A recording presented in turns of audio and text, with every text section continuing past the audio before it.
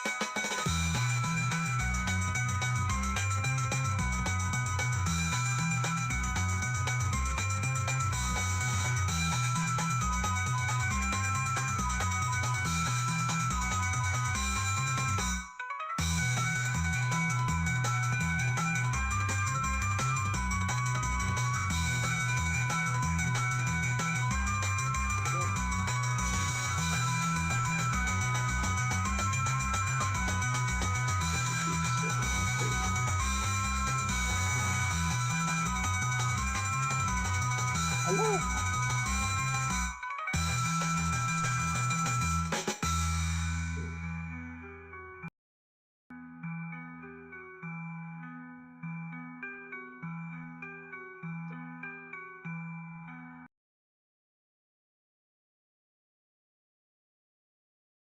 I've decided I'm gonna put, hold on, make sure this is all good.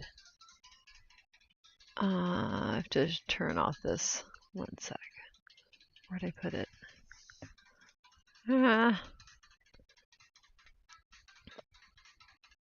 Okay, where did I put that? Oh, there it is. Yeah, beats. Radical Edwards Evening Ride is the one that I was playing. I really like how it turned out, but I just need to cut it off at the end because it's done. But it's sometimes when it does like a longer beat, it's like, am I done? And it tries to keep going. Okay. I tried putting the topic in the title as like the second line of the title. I feel if it was in the first line, maybe we would get the wrong crowd. I don't know. But I tried that out. And yeah, it looks like the headset's good. I'm gonna turn you guys up a little bit and see if that's good. Okay, so I put it as autistic girl interrupted, misogynistic interruption of speech directed at ASD girls and women. It's directed at a broad, we can like nuance, but yeah, just in general that I wouldn't even. It occurred to me like I didn't get corrected for turn taking because they didn't let me get that far.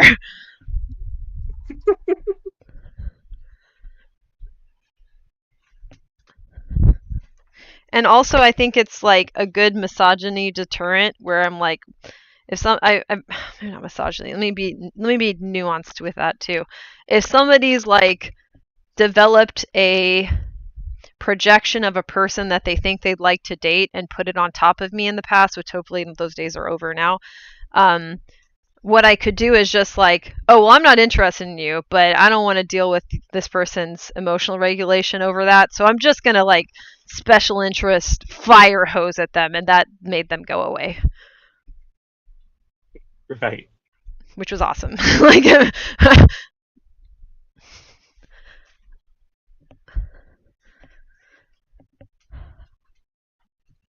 and this also came up because I saw a thing on Instagram, and I will, let's see, maybe I can pull that up. I don't really take part in any of it, but even present, I'm paranoid they're thinking I'm not going on. Who knows what they're thinking, Jamie? Always think that. We don't know what they're thinking because they're too not autistic for us to make a good guess. Or not neurodivergent, I should say. Because, you know, you can have some insight into other people that are like okay with the fact that they're weird. But thank you for sharing. Don't, not to minimize it, but also don't give yourself a miniature hell for no reason. They don't know what we're thinking either. All right. Okay, let's go to my story quickly. I'm gonna pop over here. So let's see here. So this was a series of posts that came up. What's the difference between being assertive and being aggressive? Says the cartoon. Woman turns around and says your gender in a little work environment. I think it's supposed to be two women. And then I'm going to pause this. A man named Adam Grant, I don't know, 63, oh, let me go back. Whoopsie. I need to pause that one. My bad. Okay, there. 63 studies. Women who assert their ideas, make direct requests, and advocate for themselves are liked less. I was like, okay. They're also less likely to get hired, and it has improved over time. It's 2021, and then someone crossed it out 2023, and then I crossed it out and said almost 2025. Now here's the part I didn't check this at first. So if we just go with that first part, so assert their ideas, make direct requests, and advocate for themselves. I'm like, whoopsie, that is also a description of autism. Guess folks are going to have to stop being sexist unless they also want to be ableist. Teehee. However, the second sentence, I didn't even catch this last sentence because I was too invested in this other stuff up top. I didn't think he was going to drop a bomb. When will we stop punishing dominant women for violating outdated gender stereotypes? And then I was like, pause. So I go to my story and I circle dominant and say, hold up, Mhm. I just caught that. Dominant is just half of a dominance submission hierarchy that is the root of the patriarchal power fantasy. No, it isn't about dominance. It's about intelligent, curious, cooperative prosociality and competence. We don't need your tired, old, abusive system. And then I quoted, or as Audre Lorde wrote in 1984, so if we're going to be like, it's 2020 something, okay. For the master's tool will never dismantle the master's house. They may allow us temporarily to beat him at his own game, but they will never enable us to bring about genuine change. And this fact is only threatening to those women who still define the master's house as their only source of support. And that's sort of where that was. And then I talk about the dominant thing a little bit more. Also, here's Grover saying, I am feeling oh so cute and adorable today because I am Grover. And then I talk about the dominance thing, but I think we can just talk about that here. So, actually, you know what? Let me share my screen and I'm going to play because I made a little video. So I'm going to share my screen and then you guys can hear what I said. You all, if that guy's thing is not great. Guy Fawkes. What was his real name? I forget. He's not a Guy Fawkes. He's something. Anyways, okay. Or Guy, whoever it was. Okay, doesn't matter. Let me go to here. That's playing. Guido Fox, apparently. Guido. Yeah, you Guidos. Mhm. All right. Okay, let me pause this. Hold on, I gotta go onto my own headset. 1 second. Okay, so hopefully you guys can hear this too. Let me go back. Let me go here. Okay, I just need to be clear. Why is that not dominant? Look, if I assert my ideas, it's because I know my ideas are good ideas. And I worked on them, and I know that they're good ideas that I worked on because I was there. Further, if I stand up for myself, it's because I know more about me than you. And I need you to be clued in on that. And then what was the last one? Make direct requests, like speaking directly. That's because I don't need you to write in some stuff in a fill in the blank when I know exactly all the words and where they should go. Okay? This isn't a Mad Lib. That doesn't have anything to do with dominance. That's just knowing what I'm talking about, especially if I'm talking about myself. There. So that. Okay. So I will stop sharing. But yeah, the dominance thing, unhelpful. Totally unhelpful framing. And I think I've outlined my case for that. Okay, so also is there a sense of overexcitement? Okay, go ahead, yeah. Just like the dominance framing is attached to, in the modern Western world, the gender framing, right? Like they're the same thing at this point in place in time. Right? So like when you're saying, oh, you're being a dominant woman, that translates to you're being a masculine woman. Right? And so you very much need to not use those terms, or else you're talking, like you very rightly pointed out the quote, with the master's tools, right? Exactly. And the first set of tools that we have to forge is linguistic tools, words. Yeah. It's also a gimme to the people that already claim to have those qualities by virtue of just being dudes. So you're saying like the way you frame yourself is accurate, and in fact, I will buttress it up by having let me think. I'm going to steal a couple candies from your candy dish. You definitely have the candy dish. That's what that is doing. Like it's saying that that framing is a sensible way to categorize the people that are in positions of authority. It's not that they don't have a dominant intellectual or moral authority. That's what they're trying to argue for. Like, do you mean threatening people?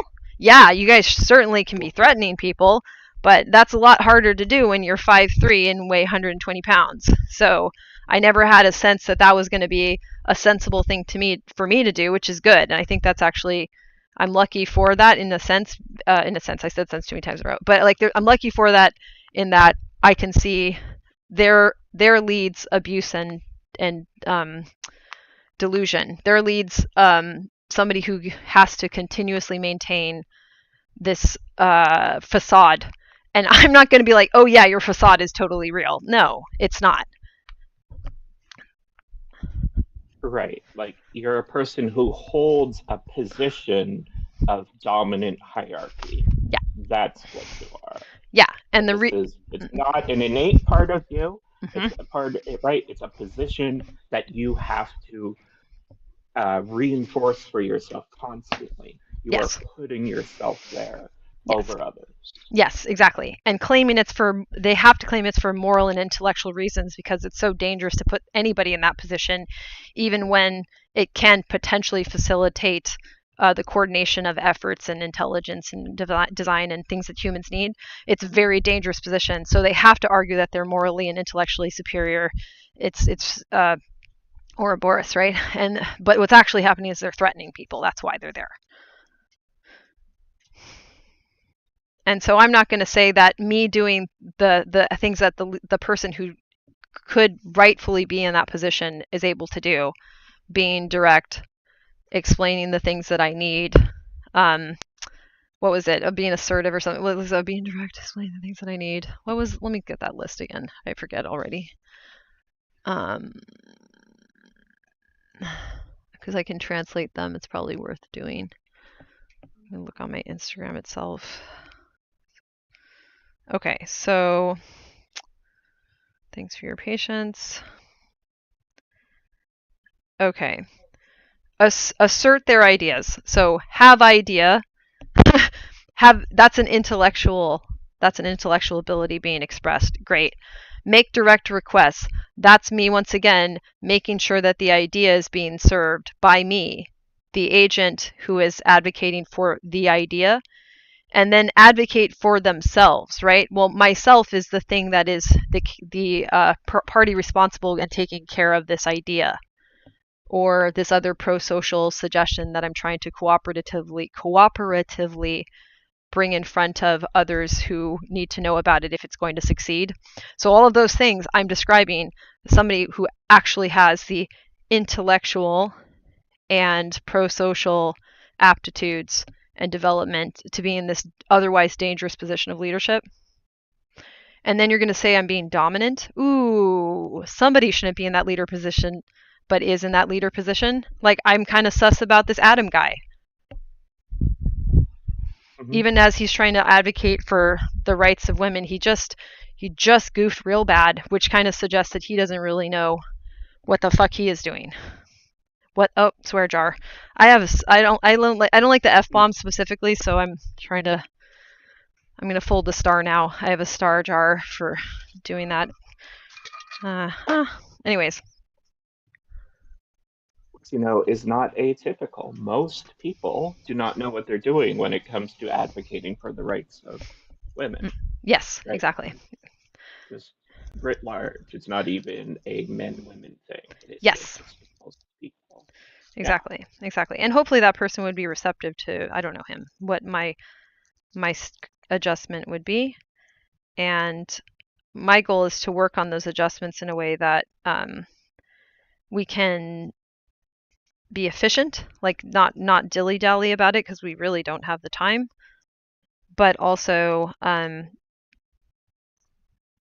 clearly demonstrate the paradigm shift.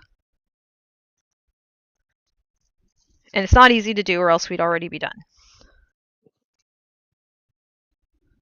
This is clear, like there's more than a dawning realization that this isn't working out so good.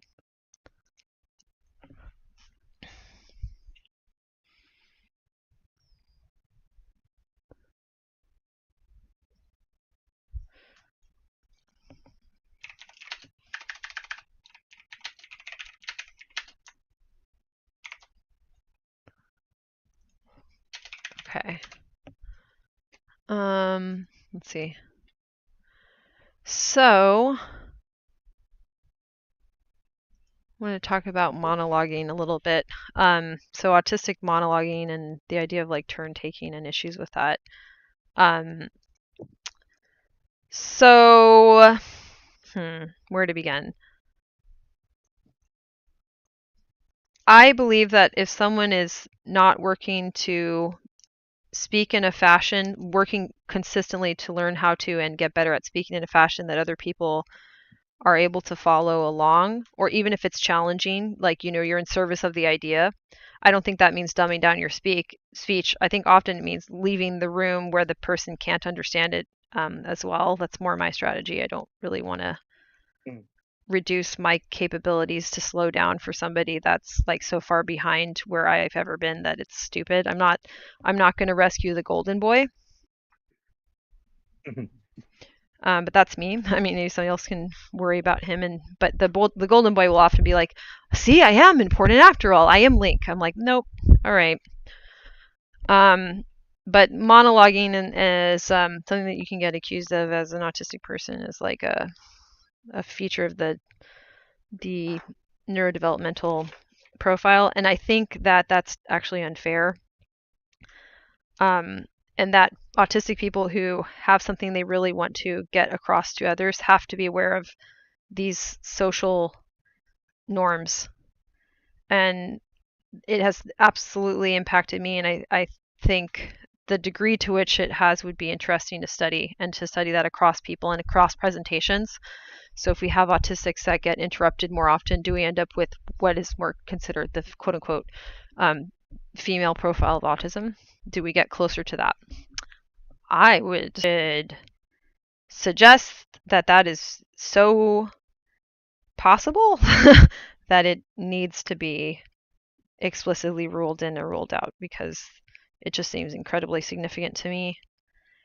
And that is where I'll start this conversation. If there's anyone who wants to chime in, I made my star for my star jar, and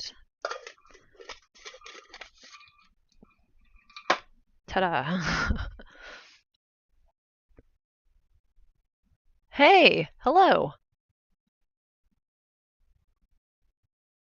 New person. Snaps. Oh, Snaps. Cool. Ah, Cransauce. I changed my name temporarily. Very cute. That's fun. We're talking about being interrupted when you're speaking, and how that could change neurodivergent pathway or developmental pathways, I should say, like your presentation could be impacted by that, and that might be part of the profile that we see when you have autistic girls and women presenting as little psychologists. Like maybe we're just trying to figure out how to get people to stop doing that. or which ones are more likely to do that and which ones are less likely to do that. I absolutely use psychology to determine that. 100% did that. I can even see the nascent efforts at it. Man. Because also I want to practice my use of vocabulary. I want to practice my skill that I really appreciate due to being hyperlexic. And if people interrupt me while I'm practicing it and don't even acknowledge the accomplishments that I'm making with it as I'm doing them in real time, like what else am I supposed to do in response to that if I have the capacity to look at psychology or look at human behavioral science? I'm going to start looking at human behavioral science. Hello. Hello. Well, Hello. Hi. Hi. Yay. Yeah. I wanted to join the conversation because what I think you're saying is really interesting. Not sure if it was. So I'm thinking back to times when my demographic of how I grew up was my parents and like elder relatives were like, okay, you're saying you're not heard. So if they did ask me a question, and I didn't like answer within like a certain time frame, Mm-hmm. I kind of felt like I was like tripping over my words. Yes. And I find that that's probably an experience that we can relate to. You know what I think that yes, I think when girls are what is perceived to be the girl woman role, even if it can get transmutated these days a Mhm. little bit. That person, as soon as you start talking, they haven't really asked you a question for you to explain your reasoning to No, them. they haven't. No, they're doing this for other reasons, and you can hear the stopwatch has started. And what they're actually Yeah, listening to is yeah. the stopwatch in And their it's head of like, terrifying. we let her talk for 5 Yeah, seconds, puh! yeah. And you can't, so you're distracted by that. So that's, and it's messing up your ability Yes, to speak clearly. Yep, yes, yes. yep. Yep. It's You've seen it on, terrifying. you've seen it on And Twitch with panels too, yeah, I bet. yeah. Hmm. Like I think that, and that's one. This is like another. This is, I guess, relevant to what we're talking about. It's like that's why debate panels don't work. Is because they're not actually asking a question that they want to answer for. They're asking a question so the person can like trip up over it, and then they can use it for clout. And I'm not even sure how, let me put this carefully. I do not know how much insight those individuals have over why they're doing what they're doing. I think they have a pattern of behavior that they believe works, but they're so disconnected from any sense of specialty. They don't actually specialize in anything and rarely know what they're talking about. No, So, they don't. Yeah, right. no, So, they don't.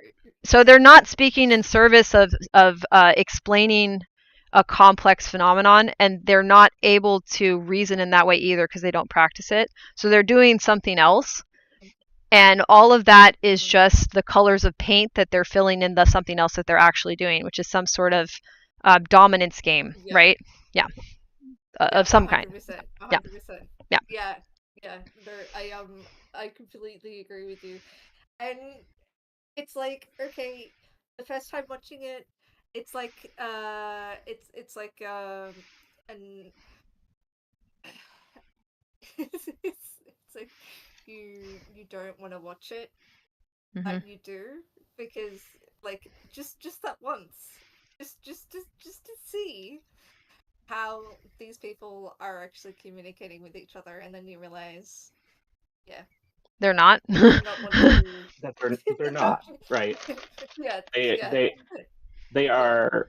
are so incredibly bad at communicating Mm-hmm. that Yes. anyone in the audience who has empathy and skill in communicating is going to find themselves like screaming at their screen Mm-hmm. and attempting to get into those calls to Mm-hmm. say everything you're doing is wrong. Please let me help you stop being wrong Yeah. in Yeah. public in this way. This yeah. Well, they're wrong. I'm going Yeah. to. But but I'm going. Oh, they go ahead. don't actually care about right, like they don't actually care about what they appear to be caring about on the surface. Mm-hmm. And so if you Mm. do engage, it's just going to be even more frustrating. Yes. Yeah, because they're virtual signaling over topics that they're like, okay, this is caring about marginalized communities and the LGBT rights are like they're things that I believe you can actually obviously be organically wanting rights for other people. Like you can generally have a consensus of caring. And then you have these people that are like virtue signaling that are like, oh no, if we want this to happen, it should be done this certain way. And then I'm like, where do you get these takes? Are you getting these takes from other people that don't necessarily understand what they're talking about because they might have read a book and then Mm-hmm. they've kind of like somehow become some guru on how to fix things. Well, So, yeah. the reason I would suggest they're doing it is they're male supremacists. They're male, and they want to say that they are morally and intellectually and superior. That they deserve these positions of leadership. And if you were to put somebody in a position of leadership, it can be a good idea, like somebody who directs the actions of a larger group of people. Mm. If they are extremely pro-social, extremely intellectually curious and also building their competence intellectually. That would be a sound person for you to pick for that otherwise very dangerous role. So all they're doing is they're already there. Why are we listening to them, right? They're already there. They were born into it, clearly. We're rewarding it. We're rewarding all of the shit they do with American politics. American politics is now trends on Reddit. Now is American politics. Because men liked it, because boys liked it. Whatever boys and men like must be intellectually and morally important, because we're going to put them in the position of the leader anyway. So that's why they're doing it. There's really, I think, nothing else more to it. And if you get them off on it, like you basically say, like, actually you shouldn't be in that role, they do something that I call denialation, or in this system, patrodenialation. So you say no to them, and then they lose their minds, because now they're left with what? Threats. And somebody who makes threats is not someone who possesses this supposed moral and intellectual superiority. They are not intellectually curious and interested in competency. They are not pro-social. So they just blew up their own narcissistic facade. And they're gonna make you suffer. Yeah, it's bad. Yeah, of course. Yeah, like they will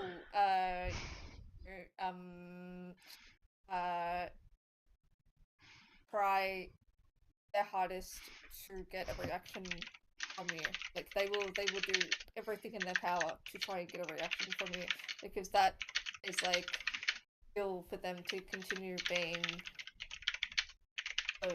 whatever this person is. Yep. I was saying to Jamie, so I wanted to note this. There's no both sides to this, and I'll explain why. So we're talking about this at church earlier, Jane. Some denominations place Mary at the top. No, they don't. That's untrue. I'm Catholic. No. And some place men at the top. So both hierarchies seem to exist in some ideologies. But the male one is way more higher magnitude in society prevalent. False. Hierarchy in human society is a male supremacist ideology because you have the capacity to physically kill people more than females do. It is rooted in that. That is and by the way, that difference doesn't mean you actually are dominant. It means that you can do something destructive with your body, but that isn't a creative process at all. It's not pro-social. It's not intellectually curious. If you're busy racing people to a finish line and kicking them out of the way, your goal is to move through space away from things, away from the lesser, away from the inferior, away from the other. And if you're going to build that is not moving away from things. You actually have to stay in one place and work on it. So it's antithetical to what we're talking about. And if a male is aware of their puberty and the sudden leap from juvenile strength to what testosterone gives you, as well as some other factors that are just part of dimorphism, you can begin to worship yourself along those lines. And we have a lot of religions that went on to do that. There is no equivalency because this is rooted in a material biological difference that we exaggerate to the point of absurdity. And even insofar as it exists, it's destructive and traumatic. I completely agree with you. Do you remember when we were growing up? I'm not sure if you. Actually, no. I'd probably say that it's a generalized saying, or well, it can even become a philosophy if you look into it deep enough. The rabbit and the hare. How it's like, the rabbit was like so able to win the race. What was it? The rabbit? Was it the hare and the turtle? The tortoise and the hare. Yes. Yeah, tortoise and the hare. Thank you. Yeah. Mm-hmm. So the tortoise and the hare was like I was always confused by that, because I'm like, the hare's gonna win because it's like it's physically more capable of moving at a higher speed. And then like, no, but the tortoise is gonna win because of persistence. And I'm like, that's false. Like, that's just things like that is just like gonna cause like children to think that like they're not. Yeah. The cautionary tale isn't to say, why are we doing this race at all? Why is the race important? The cautionary tale is, if you are able to beat somebody physically in a race and use that metaphor, you need to do so. The hare was bad because the hare was stupid. If you win the race though and you're faster, you're smart. Yeah. Okay. Yep. So we're back to the fantasy of the male dominance hierarchy. Yeah. Because like, male physicality of them being stronger has been, it's like it's tale all this time of our predecessors of cavemen that were like, no, they're the men that will go hunt, and you know they will be the protector, and the woman will be the birther of the children, the less the weaker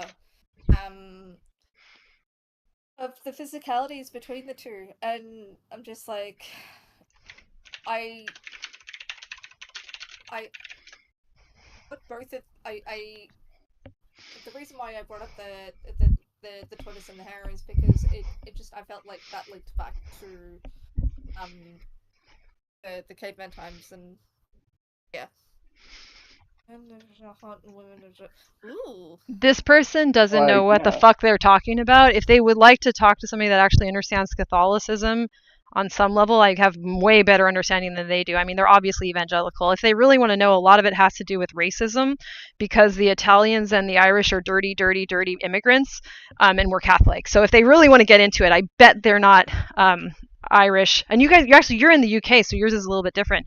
Yours is the original split with the fucking King of England and shit.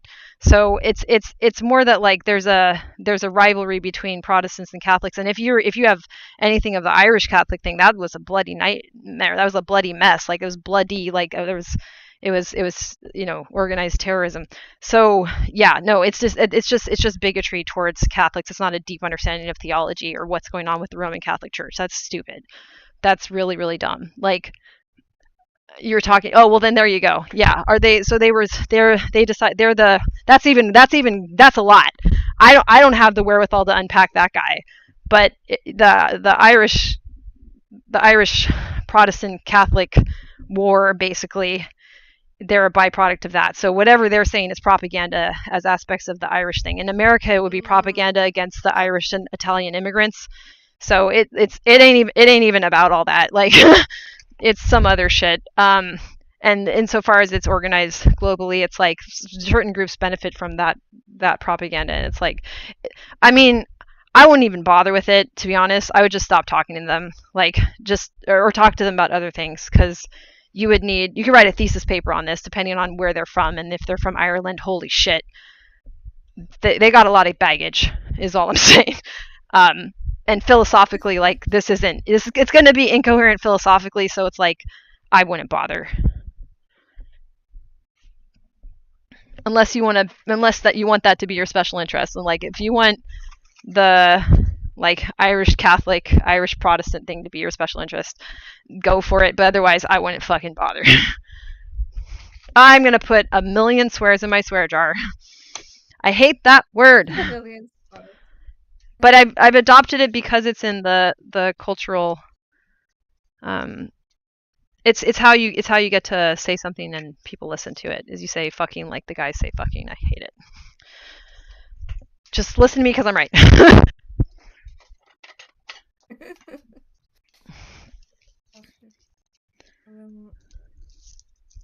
Evidence we have. Animal physiology is optimized for exactly the kind of endurance maturities involved.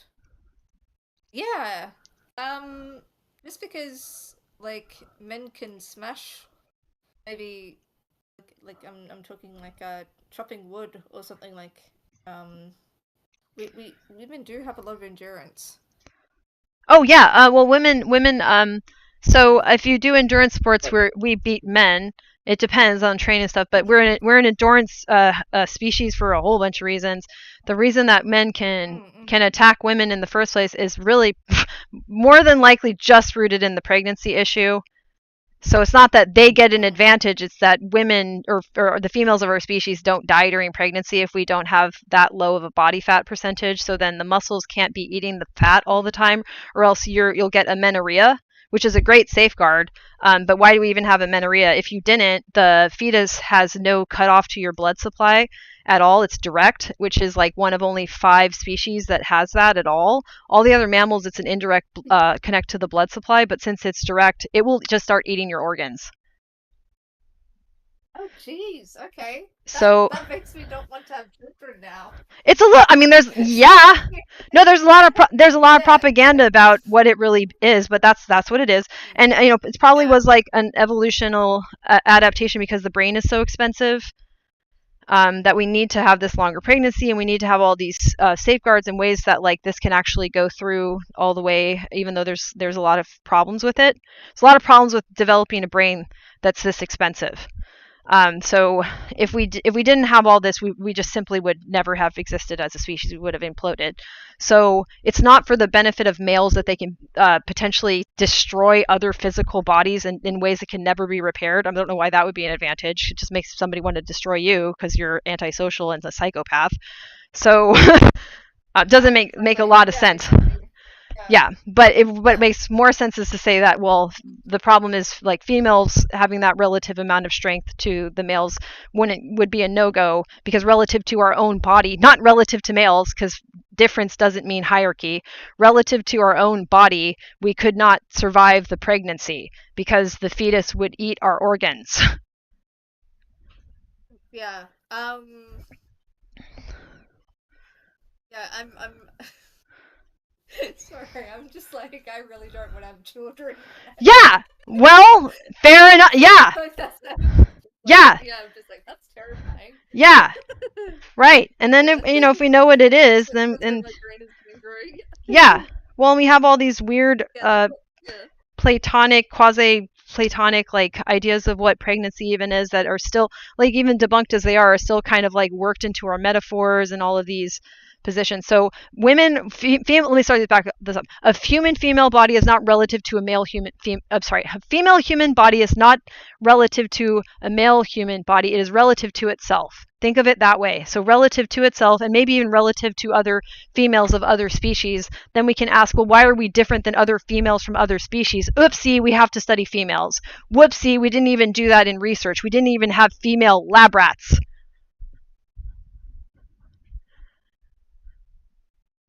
And I'm not wrong. Like, this is what it is. And we could talk about this and fix this, but a lot of men need to say that they're morally superior since they have the microphone anyway. They're dogs that caught cars. They don't know what they're talking about. Yeah. Let me read this now. Yeah, so much about female exercise physiology. Yep. And the lives of prehistoric women remain to be discovered. Yep. And ballet is doing a really great job in that contribution, might I add. But the idea that in the past men were hunters and women were not is absolutely unsupported by the limited evidence we have. Correct. Female physiology is optimized for exactly the kind of endurance activities involved in procuring game animals for food, including if we have issues, we get amenorrheic. Do you know they used to play it off as like, oh, you all have like eating disorders because you're crazy. Couldn't possibly be stress related anyways. So women, and I've had this happen, if you have a higher fat ratio to muscle, that's when you lose your period, not when you're starving to death. It's the muscle to fat ratio. And yes, one of the jobs of estrogen is marbled in your fat, and it's not inert, it's an active communication hormone, and it's monitoring how much fat is marbled in your muscles. So part of what estrogen is doing is helping to say, well, we can't have a period right now. I'm oversimplifying, but that's what's happening. So if I have a higher muscle to fat ratio, so I am a more muscular person naturally. I just have with the way that my tendons are inserted, I tend to be able to get a shorter, denser muscle. So I lose my period at a higher body weight and a higher overall fat composition, because I have too high of a muscle to fat ratio. And we're just learning about this now. Even though I lived it. Yeah. Right. No, that's really interesting. Because I know one of my exes is like that, but the other one is actually quite slim. Mm-hmm. Like, she wasn't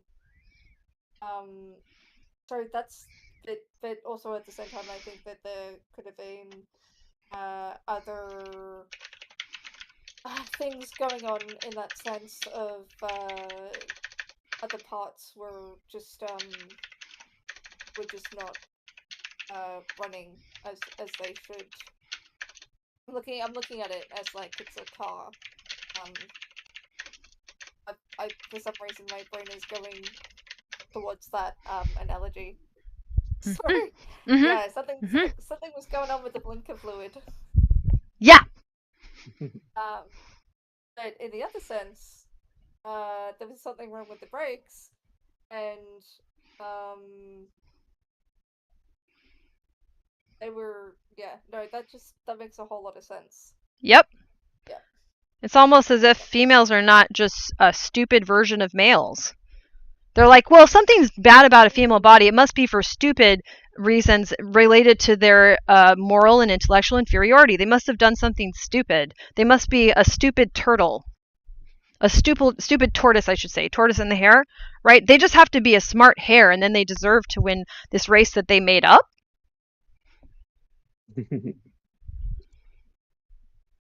This is why you should leave the race and go make a little hidey hole where you can make your laboratory and start to do empirical research.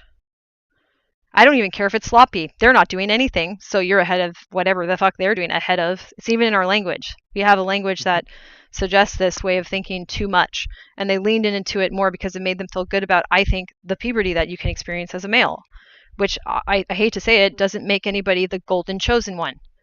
You don't deserve shit for going through puberty. Can we say that for everyone in the back? Hey, males, you don't deserve shit for going through puberty, especially when you've actually bootstrapped it to, I can injure people, I can outrun people to a goal, and if they get close to me, I can kick them, I can punch them, I can fall on them, I can break bones that will never be redone and that were, crafted in the womb of a female. You can never rebuild the bone. I don't care how many degrees you get and what kind of surgeon you are, you're never rebuilding that shit. It's you fucked it up. You break it, it's over. We do our best to cope with it because we're resilient animals. But this is I'm not interested in a violent fantasy world. So and the problem is, like, a misogynistic man can still come in here and be like, but I can still kill you. I'm like, yeah, that's my point.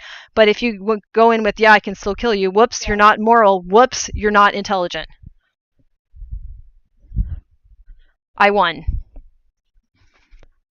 Yeah. Yeah.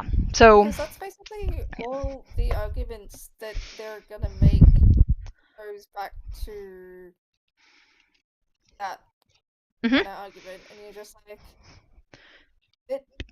because that's all they're really doing. We're talking about it. Like, everything is in service of that. Nothing really exists except for that. And insofar as anything exists, it's very temporary. And if there's something that will make them feel more successful at being intellectually, morally superior, they'll pivot. They don't care. It's just to say, I deserve to be in this position that I was born to be in because other men made it up because they needed to justify other things they did that were abusive. So if somebody then flips and starts being abusive, I'm like, whoops, mask flipped, whoops, little man behind the curtain. Yeah, exactly. Right, and this is like ubiquitous in our whole society, right? Like, I think it's worth pointing out isn't just like a way men relate to women, but it is the way that men relate to everyone in the world. And so things like the boss at work, when they say you have to, kowtow, bow down to me and treat me the way you have to do as an employee to a boss. If you don't, you get fired, which is a proxy for them killing you because you cannot earn a living without a boss. Right? And so it's just another form of denialation. Yep, exactly. Yeah. This is a system that has to try to compete with reality, like empirical material reality. So the objective is to make this seem as real as it is at all times to justify what's already happened, right? Because the alternative is to be like, oh shit, we were all groomed into sociopathy. What? And then you have to look over your whole life. And you have to look at the people that hurt you and say that, like, oh, they didn't have my best interests in mind. They were sociopaths. Shit. And maybe they didn't have to be sociopaths, but they were. You can't fix that. It's done. It's already fucked. Or sorry, star. It's already the damage is done. The bone is broken. And that's a loss that you need to then acknowledge, and then what does that process look like? That there's no ability to look at that seriously, and then you don't turn that into another competition like that, like the trauma dumping, trauma Olympics. Why do, or oppression Olympics, or whatever people want to call these things? What that's what they're trying to indicate. Yeah. But they don't have a way of doing it because they've never critiqued the original problem. Yeah. Okay, so I just wanted to mention something like about I find that really amusing. I've removed this person from my life. But every time I would come across a person, I would be like, oh, how's it going? And then like it would be the same answer every single time. It's the same answer. And I'm just like, I wonder if is it like a prerequisite of if you are a person that speaks about certain topics in a political sense, you have that attached to you?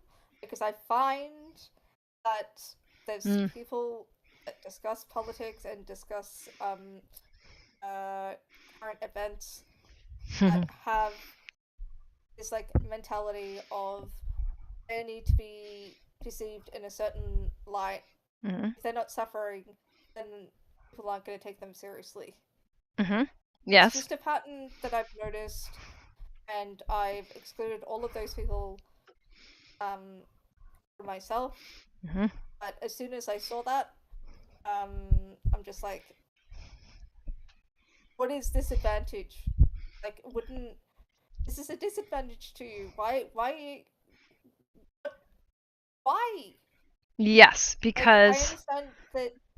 So right. Go. The way our society is set up is that if somebody talks about politics in a way that is actually useful and good, then nobody pays any attention to them. They are ignored and they're uninteresting, right? And so the people who talk about politics in our society, they aren't talking about politics so much as they are in this dominance battle, right? There's this attempt to be in the top of the hierarchy. And so what like this naturally attracts narcissists and people exactly. with like holes inside that they can get filled in a specifically like narcissistic way. Yeah, that's what I was going to add, is that people who have maxed out what I call doing as arriving, which is it's like they're a hare that wants to be the best hare there ever was. But if you're a hare, you could also think of that as fixed mindset. You're like, I have the qualities of being fast. They don't really grow, because anytime you have to learn, you have like the first step of being good at anything is to suck at it. So they would have to prove that they're not innately superior. So where do they go? Politics. Like, where do they go? Trying to head movements. So you have to be really suspicious about this, because now there's people that have over time had legitimate let me start to put this, human rights grievances that you need to address urgently, because it's a system of torture. But why did they have to do that in the first place? Unfit leadership. So the problem of unfit leadership hasn't been addressed, and an unfit leader is one who is antisocial and incurious and fundamentally unable to develop their intellect. And that's what you're seeing, is those people. And they're rushing to this because this is the system as it exists, and they really don't actually want it to stop existing. They just want it to mutate so that they're the one that can get the title, the trophy, the accolades, the sash, whatever it is, right? That says you're the authority, you get to. And the reason they want that is, I'll just to break it down. So why would they want that?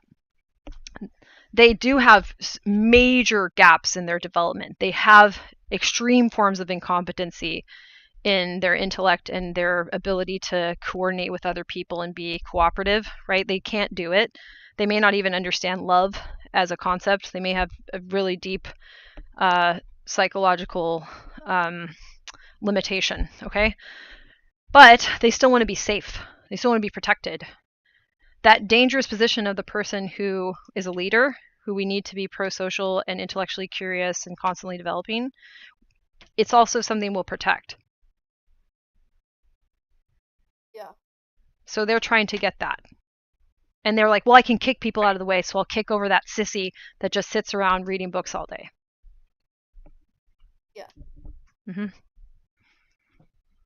And like that is so enmeshed into like the American political system that like the biggest thing about Tim Walz, right, Kamala Harris's pick for vice president and her ticket, is that he acts like a normal human guy. That's like he's just not a creepy weirdo who's completely out of touch with being a human. Mm-hmm. And that makes him stand out entirely from every other political operator. Yeah. Yeah. And I was yeah. Well, sorry, no, you go. I'll just say it's a quick sentence. And he would be cognizant of the needs of other people. Yes. Yes.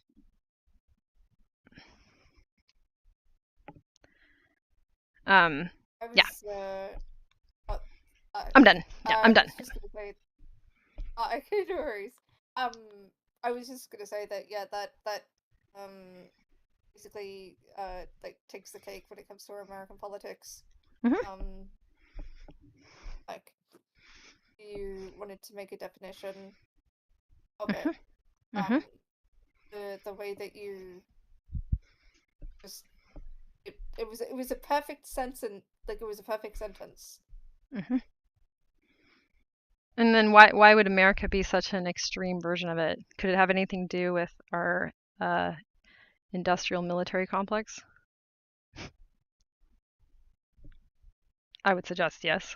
I would suggest that also has something to do with a broader thing, but because we were successful in developing this military, yes, this is what you will have, yes. Which was itself built out of chattel slavery, right? Like that's why America was able to exist at all and was able to have the military it does. And yeah, and we had to come up with a way to justify something that got out of serfdom. So you can't make people be in your army because they're serfs. So what do? Oh, you make an elaborate fantasy. Yeah. Yep. And even as we actually like aren't able to own property, we're still doing it. And the military will give you what? Homes.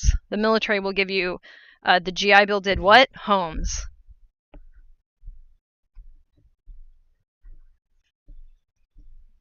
And it's not even to say like how malicious it is or not. It's just people are doing something in service of a very pathetic thought error that is destroying our species. And they're not.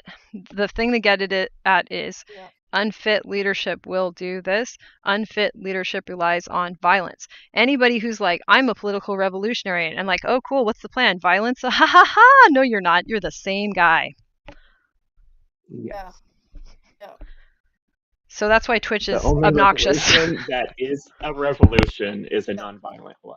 And they have been done and they have worked, until outside parties came in and killed people, right? Like yep.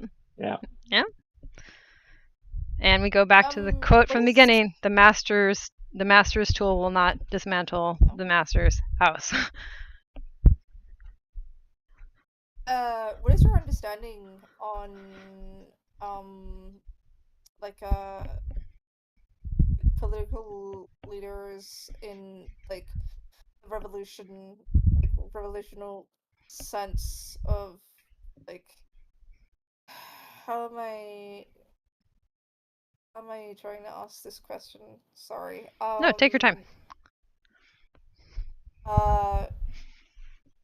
What are some good resources to learn more in regards to the the socialist sort of revolution of like particular voices around like 1950s, 1960s, 1970s?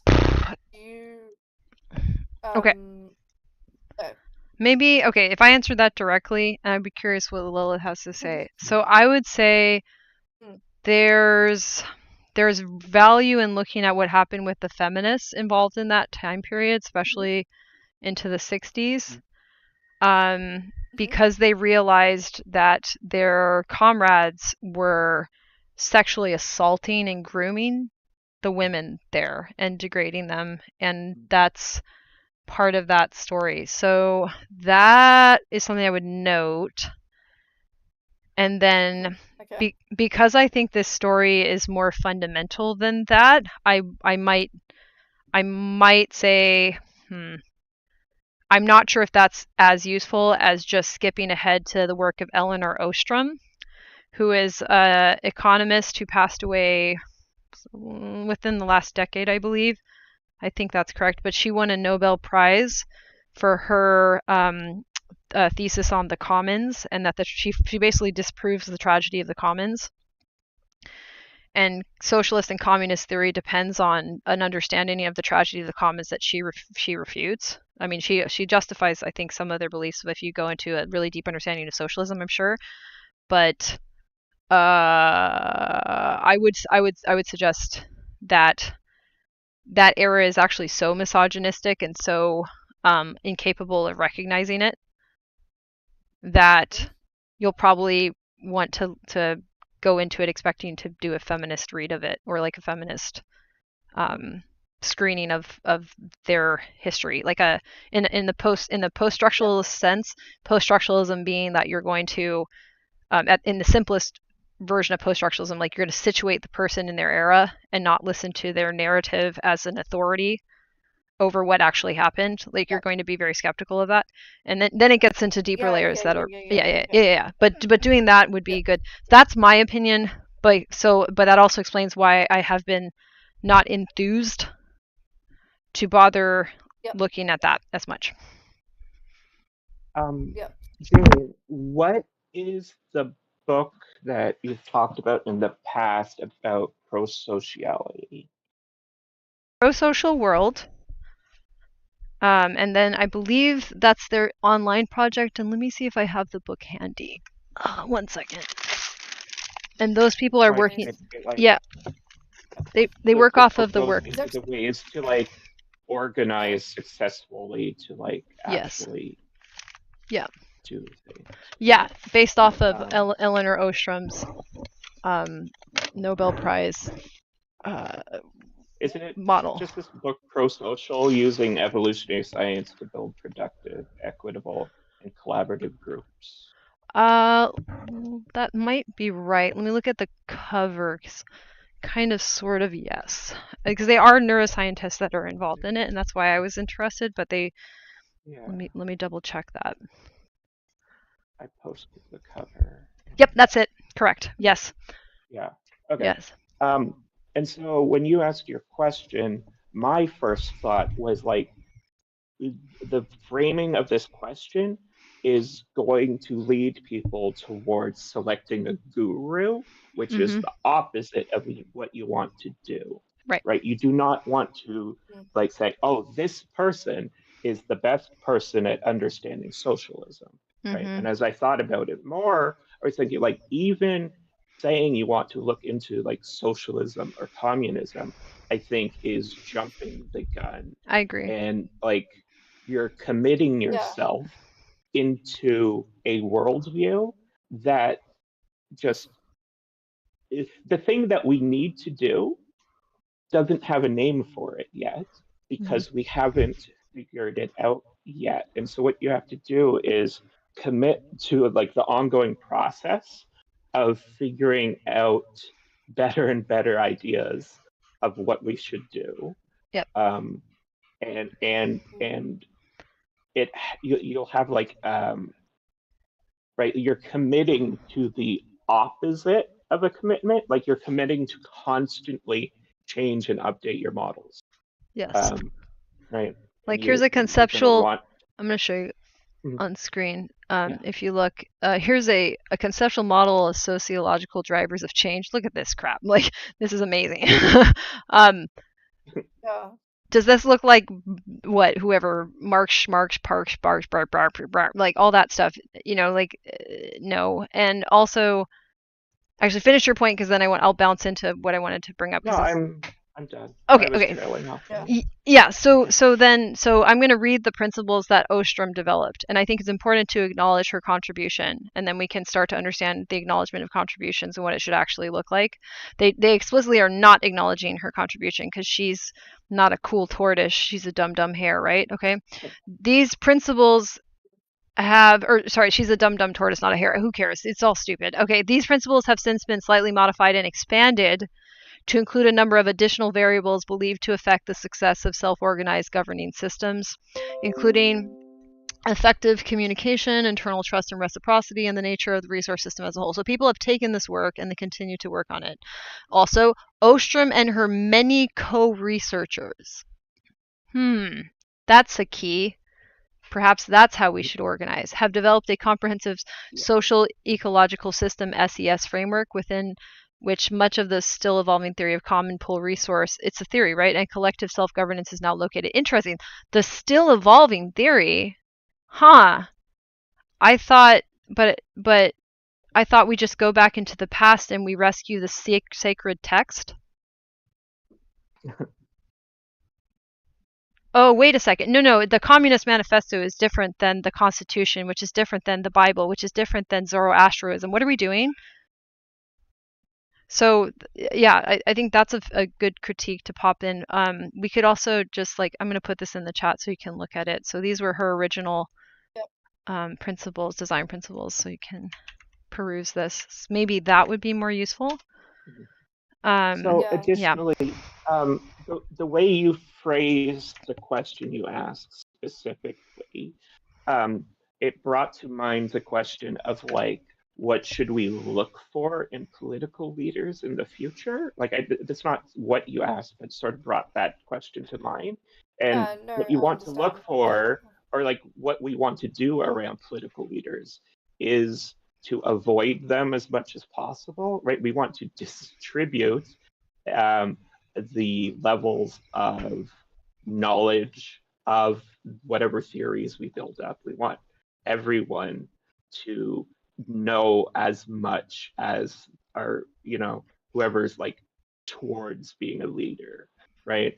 And I like in the election where Bernie was running president, I got quite into following that, and Bernie was holding the position the whole time that like this isn't a thing where you elect me and I do it, right? You just like everyone has to take on these positions, and then every level of government you have to elect someone who also wants to take on the billionaires, and then all of you need to do that constantly. Like every time you have a chance to do any sort of engagement with the government, you need to keep doing it, right? It's not right. It's like it's a process that you just have to continually invest in it. Yeah. And you continuously invest in it because it's empirical. You don't run to the finish line and say, I got the finish line. You go, what is that? Poke it again. What is it? Well, now it's acting like this. Why did it do that? And then you poke it again. Yeah. I was actually referring to socialism in the 21st century. I find that a lot of, and this is just going back to talking about kind of disengaging with political streamers. I find that they gravitate towards that a lot, especially like the Marxism philosophy. And I guess what I'm asking is if you have a like what your understanding of socialism of the 21st century is, and My understanding is that it doesn't I'm exist. So my understanding is socialism doesn't exist. There's no example of socialism that we have in existence. We all are buying products from corporations that are treated like people. Yep. And we have a wealth distribution that is going more and more into extremes. There is no example of socialism that could possibly exist under those circumstances. So anything that we're talking about doesn't seem to describe reality and might actually be like a fantasy of heaven. So I find the conversations usually quite spurious at best, and usually, if I'm being a little more blunt, I think they're hyperbolic. Yep. And that's why they can't handle things like, oh, well, women are dying over here. They're like, well, but hang on, to get back to my utopian hyperbolism. I was like, okay, I don't care. So I don't think they're grounded. I don't think they're materialists. I don't think they're actually grounded in material reality. And I don't think that they know how to deal with material reality. And I think it's an escape fantasy. Yep. And then they order something from Amazon to make themselves feel better. Yeah. Where's the lie? Like, they're going to order, like, everybody who's doing that is going to order something from Amazon and be like, fuck you, Jeffrey Bezos, yum, yum, yum. You know, like, they're just going to, where's the analysis of that? And then it just becomes a justification of how they're still moral and they're still intelligent. I'm bored. So my understanding of it is, I think it's actually like it's a failing theory. If you ask me, like, what I think we could do instead, if there's something useful that they think they can directly apply, I'd like to see it happen. I think it's mostly an attempt to sound intellectually superior and morally superior. And I think most of those people seem to have come from a background of like a highly fundamentalist Christian upbringing, and I don't think they've unlearned that. So that's my understanding of it. That's my read of it, and I don't really see it. I don't get it. Like, why is everything getting worse if more of you guys are talking about this? Yeah, no, I completely agree with you. I just wanted to. Right, because like, wouldn't you already know what the theory is if they've been talking about it for what? How long have we been doing this? At least since the pandemic, right? They all became obsessed with it. So we've had 5 years for them to explain coherently. And why don't you know? Why don't I know? What is it? Oh, you got to wait a little bit longer. Wait. Well, the Emperor's new robe. It's in the mail. Amazon. We ordered it on Amazon last week. The Emperor's new clothes is coming any second now, and you'll totally know what we're talking about. You're just too stupid and slow. That's what they're trying to say. You're just too stupid and slow. This esoteric, magical, mystical logic knowledge is really, really there. I think it's bullshit. And I also think they have a weird history of grooming and sexually predating on people they're attracted to that are around their movement, which also happened in the 60s.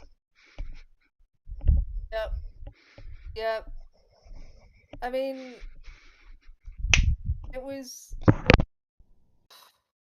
back then, and it's lesser now because I think people have kind of like distinguished between culty-like behavior. But back then, in the 60s, you'd have these people that were like trying to be a godlike figure or like a guru. I'm gonna say the word guru because I feel that this fits for this description. They're like, yeah, come listen to me talk about stuff because I'm so smart, and then we're gonna be like some freaky cult and do freaky things. It's like, no, stop. Because they're not. That person. The person isn't. Know what they're talking about. Exactly, and they're lacking in prosociality, and I'd argue those things go together. So if you're curious about what really exists, you'll get curious about what humans are. as they really exist? And even just wondering, like, well, what's human health look like? That's a really good question, and you would be invested in figuring out the answer, because guess who makes all the other things possible for you to be interested in? Humans. They make the machines that let you interact with the world in these novel ways. They make the instruments that let you measure these machines to have better insight. So I call bullshit on the claim that they are interested in people, and I call bullshit on the claim that they are interested in things. Like Mr. Rogers says, look for the helpers, right? So if you're looking at somebody, look to see what pro-social actions they are taking, right? Not the ones they're talking about, but the ones that they are actually taking and engaged with, right? Yeah. Talking about how the world should be better is not a pro-social action, right? It doesn't, just talking about it, and especially debating about it, doesn't help anything, right? And even as so far as we try to build a theory about it, or build, it's to then do empirical actions. Right. And nobody in these spaces are actually building theories, and they're certainly not taking the time to actually teach the theories that they say they're on the side of, right? You don't have people stream, like some people do stream reading theory or whatever, but they're not actually engaged in teaching their audience. I'm going to say that in fact, most of the time they haven't, like, if they are learning, they're learning live about stuff they don't know about already, right? Yeah. Which isn't exactly something that is, like, that's not a leadership position of any type. Yes, right? and I would argue that the theories they're attracted to, right, if they're supposed to be like so insightful and so brilliant, why don't we already know what they are? And if they got watered down by like the capitalist society, which is what happens with feminism, right? Let's assume that there's more to it. Oh, well, nobody here knows what it is. Do you know how many people I know that know diddly shit about feminism? I have to teach people, and I'm not even somebody that I think necessarily should be in that role, but I am, because of how much I've worked on it and am committed to knowing what it is. I'm committed to understanding feminism because I think it's a necessity for me to have other, pro-social curious behaviors. So it is a necessity, especially as a woman, for me to get to do that. Okay, so I'm going to suggest that these individuals, even if they have some grasp of it, it's bullshit. I think they're full of shit. I don't think they know what they're talking about. And I would say that none of them can coherently articulate what their ideas are. And that's why they never shut up. They don't have a coherent theory. You don't hear it improving, do you? It's a fixed mindset. They're saying, I have a theory. I'm like, oh really? Where did it come from? Something name drop. Okay. Yeah. Even with Ostrom's work, I haven't had a chance to sit down and read it, but people that are in the neuroscience field, and I've read the pro-social book, but I own the book. I should read it. That's the thing. But it is actually outside of the wheelhouse that I'm most interested in, which gets to be this like thought error of doing is driving, doing is building, which I think is more fundamental. So I'm like, well, I'd rather work on the fundamental thing, because I think if we don't fix that, anything that we do afterwards, or anything that we do without fixing it, is going to be screwed up. And that's probably what they're doing. So I kind of dismiss them on those grounds, is that like they're probably just screwed up. And me trying to dissect that is way more indirect at this stage than me talking about, like, I think there's two systems of motivation in the brain. I think it has to do with autism. I could be wrong, I guess, but I mean, I feel pretty confident that it's worth exploring. So I'm going to keep doing that. Whereas, like, I don't think any of those people could actually coherently articulate what they're doing or why.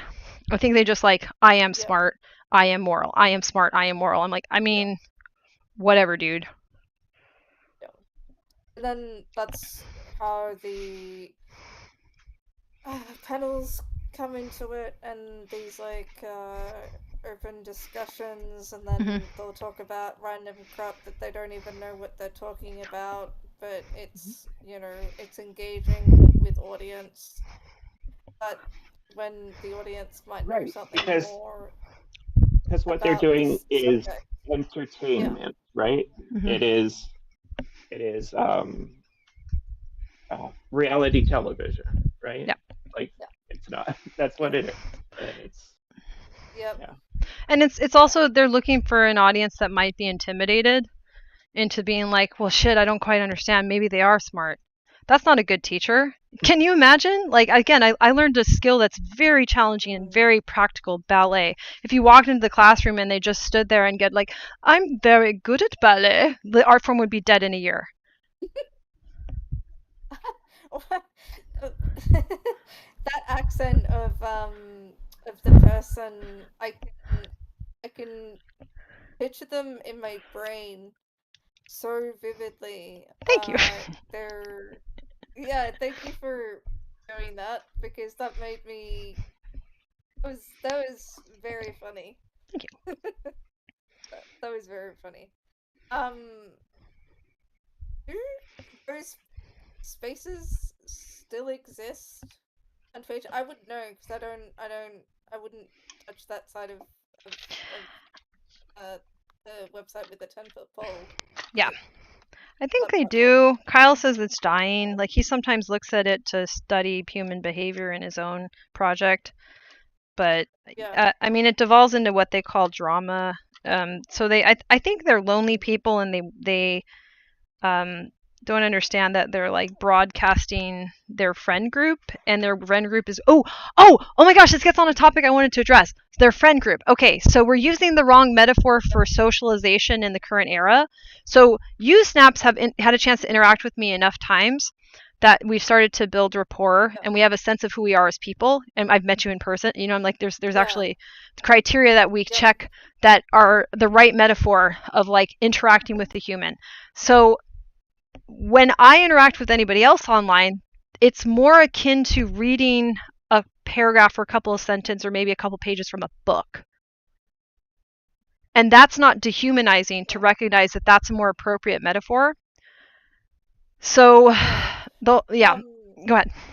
Yeah. I was just gonna say, like, you're definitely the first person. No, you are. Yeah, you're definitely the first person I come across that. Remember, when you enter your Discord, you it's set up that you would need to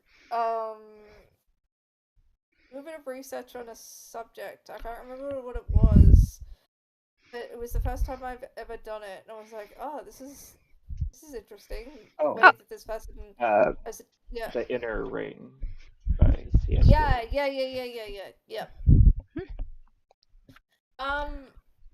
I thought that was I thought that was like so like left field. But I really appreciated it though. Because I was like, wait, people think like this? And it's like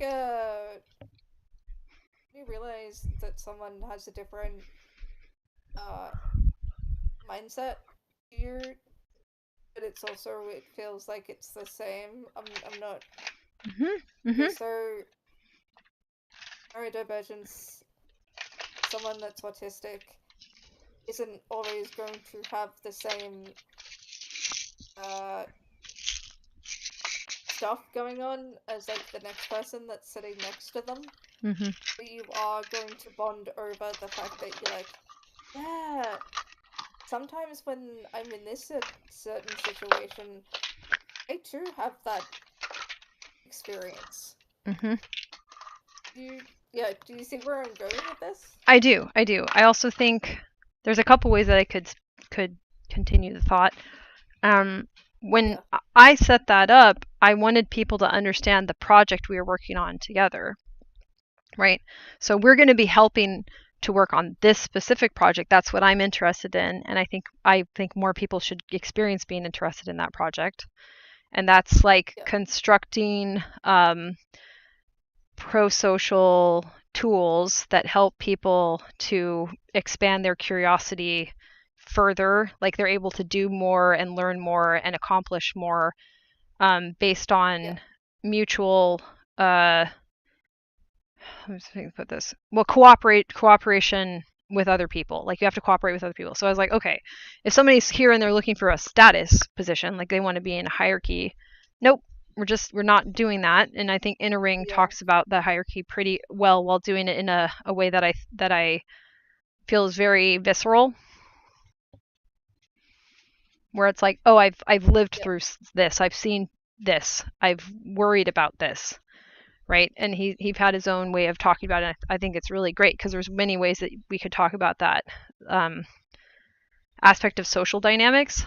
So I'm saying that if we don't decide we're going to build, that the purpose is to build, and then we're going to decide what to build, and even though I may support people trying other building projects, some I think will fail based on the building projects that I've worked on, and I may give that feedback and that can make someone feel some type of way, but that will happen sometimes as a feminist, right? Just what is it is. But my purpose isn't to put somebody down. It's to say I'm building this and I really care about this being done with maximum skill and desire, intrinsic desire, like to build it for its own sake, not to build it because then I get a trophy. So a lot of what you'll interact with is that. And I think for autistic people, if we can get in touch with the doing is building, it's been a strategy that we've employed to cope with the limited insight we have into hierarchy, social hierarchy, flexible social hierarchies, games of dominance, right? So I'm less interested, and so are autistic people overall, and will find it more repulsive. But part of it it's repulsive because I'm going to be kicked around anyway if I'm anywhere near that game. They're going to be like, haha, this person doesn't see what we're doing. Bam. So I also know that's where bullies are. And so if you're like, oh, the political streamer is like, oh, they're bullying each other. Oh, wow. Shocked. I'm shocked. Yeah.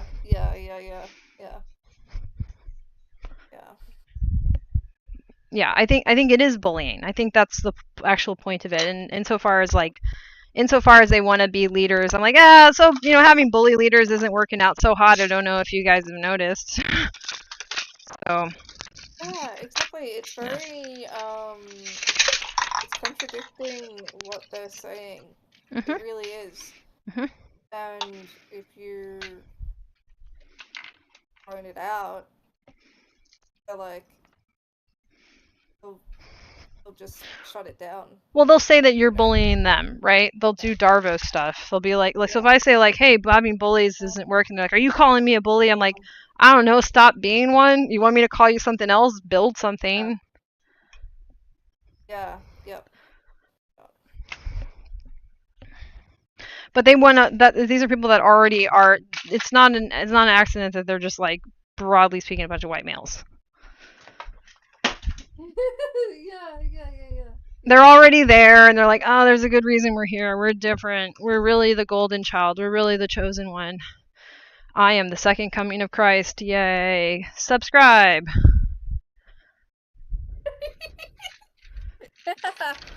Imagine if that was actually someone's tagline.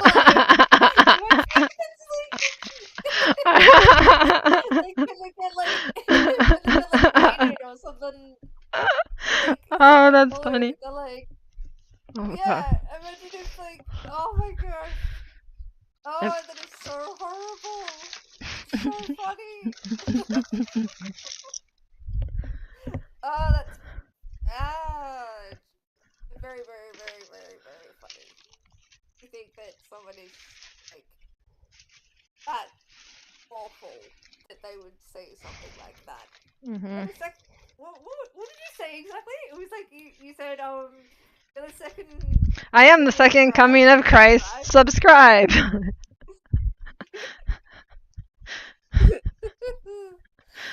So bad.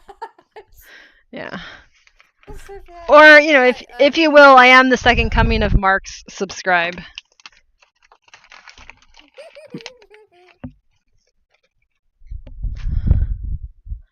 That's. Or Ronald Reagan, or whatever. You know what I mean? Like pick a lane, be a hare. Run. I made a It's so terrible that it's funny. I made a Suno song about this. Can I like hold you guys hostage and make you listen to it? Lilith has heard it. Absolutely. Yeah. I would Holding love us to hostage. hear it. For Okay. sure. Okay, I'm gonna share my screen. I have a project, so what I'm gonna do is I'm gonna release a Suno song and then a song that uses a fraction of it as a sample to make my own beat as like my project for next year. I'll start a little bit early. So I started making some more songs that I can have as like a dual release of like, here's a Suno and here's me using parts of it to make a brand new song. Okay, What's so the Suno song, just quickly? AI generated. So I put in the lyrics and then direct it, and then you can edit, and now you can edit sections of it, so you have a little bit more capacity to like customize. It's pretty good. I enjoy it, but I'm a pretty strong songwriter, I think. So my lyrics also are what it showcases quickly. Okay, let me share my screen. Okay, and the audio should be sharing as well. Okay.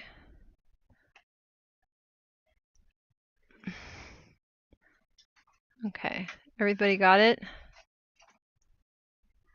This gives me a chance also to sneak upstairs and get some steak. Hey, get some steak for Merlin. He has an ear infection, so we got to give him a little treat with his antibiotics. So everybody watching the share screen, I know he's gonna get through it though. Okay, all right, let's listen. Poor Merlin.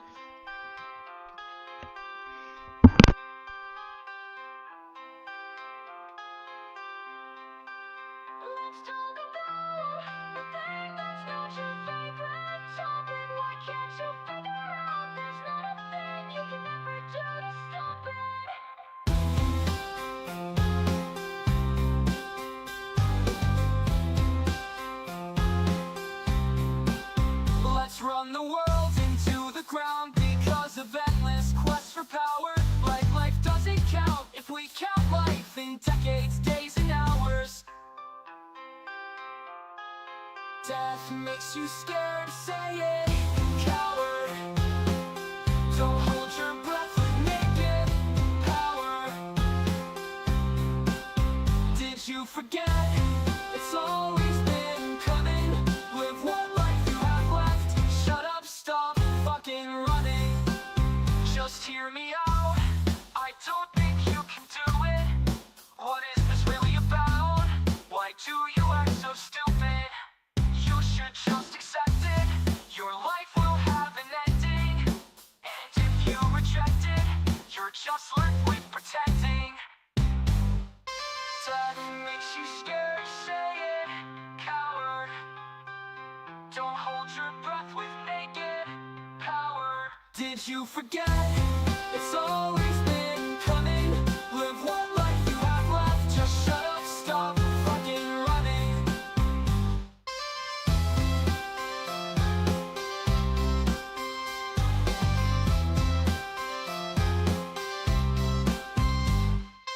That makes you scared, say it, coward.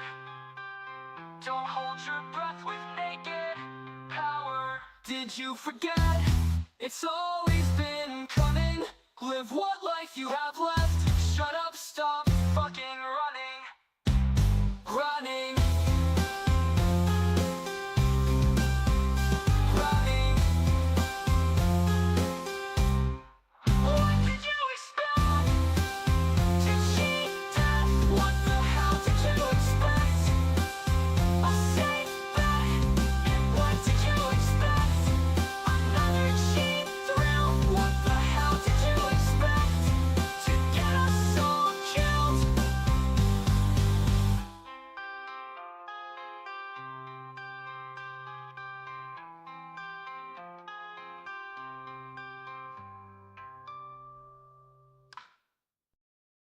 Okay. Okay. I know that's AI, Mhm. and that's awesome. Isn't it? That's awesome.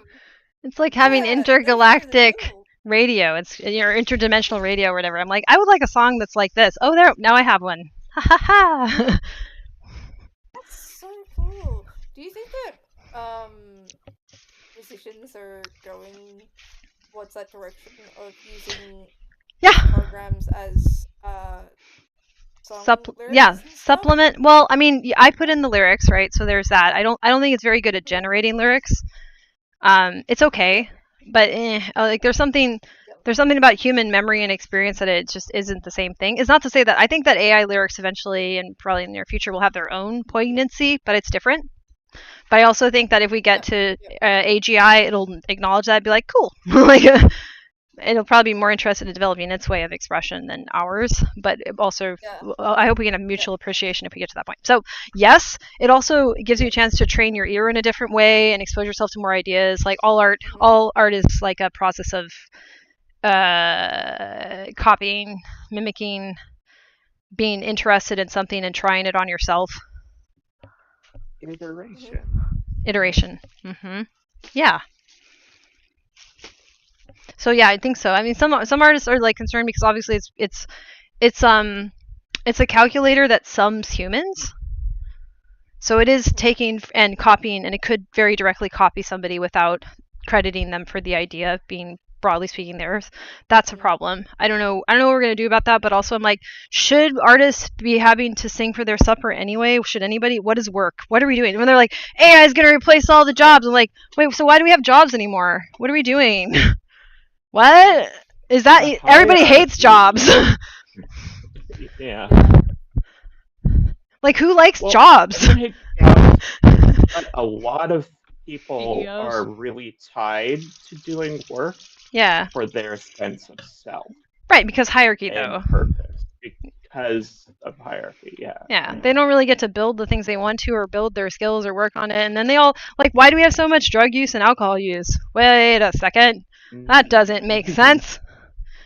That seems suspicious. Like, you know, like I'm like what is that? Like those old-timey detective movies. I'm like, hey, I'm hot on the case. Seems that alcoholism and work is related. Could it be? Could it be these come hand in hand? You know what I'm saying? Like, do you ever feel just like this is crazy because it's crazy?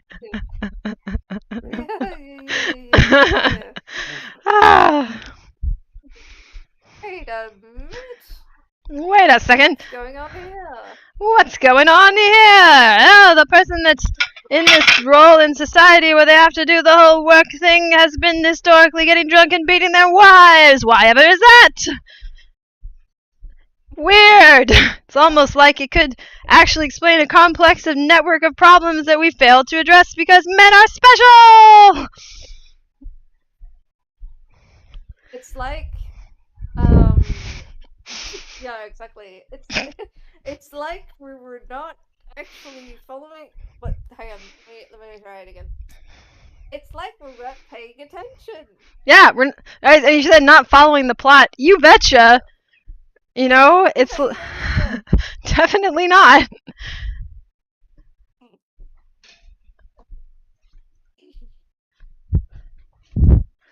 Okay, it is 1:51, so if anyone wants to like take stock of what they want to be doing, I'm gonna just refresh a concept that I like: new thing, old thing, all things, do things, or new things, old things, all things, do things. Probably just plural it in case you need it.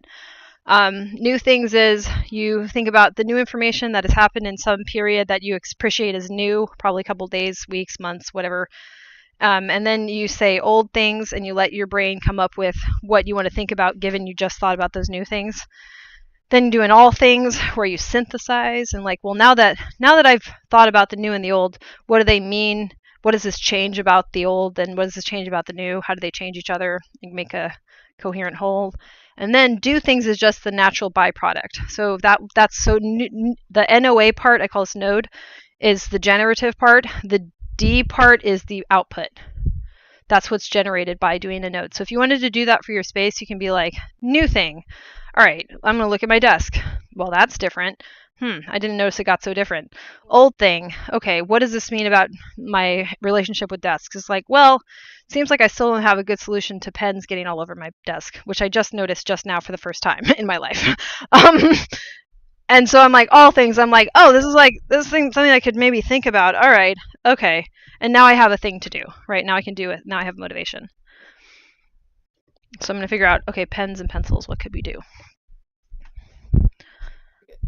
I'm just going to interject and say that I do actually want to leave the call because I'm getting super tired. Oh yeah. Yeah, it's time to go to sleep now. Yeah. No, thank you for obviously for holding the space and allowing me to come on and have a little rambles, and it's always refreshing to know that when I say something and I might think, hey, that's not gonna make sense to someone else, you're like, ah, that makes sense. It's all good. Yeah. It's wonderful. Yeah. Yeah. So, yeah, thank you for doing this. You're welcome. It's wonderful to have you here today. Thank you. Yeah, I will definitely make an appearance at another point soon in the future. Yay! I'm glad to hear it. I'm looking forward to it. I hope you all have a wonderful rest of your weekend and thank you. A lovely week ahead of you. Thank you. You too. Thanks. Okay, bye-bye. Bye-bye.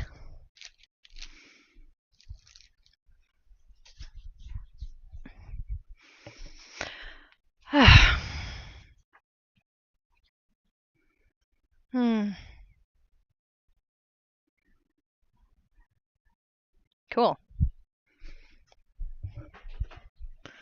Okay, I gotta figure out what the heck I'm gonna do about pens, because now that I said that, I was like, oh no. I've never solved pens. Now it's all you're gonna think about. I have to until I solve it. You know, it's like definitely well, that's what I mean. not. It's all you're gonna think about now. Yeah. But to make up for all the time I didn't. Hopefully it doesn't take that long, right? This might actually have a simpler solution if I actually think about it, finally. Exciting news.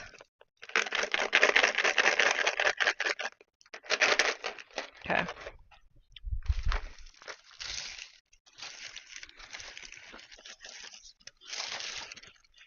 Oh, sorry, I'm going to rustle something for a moment. I'll be right back.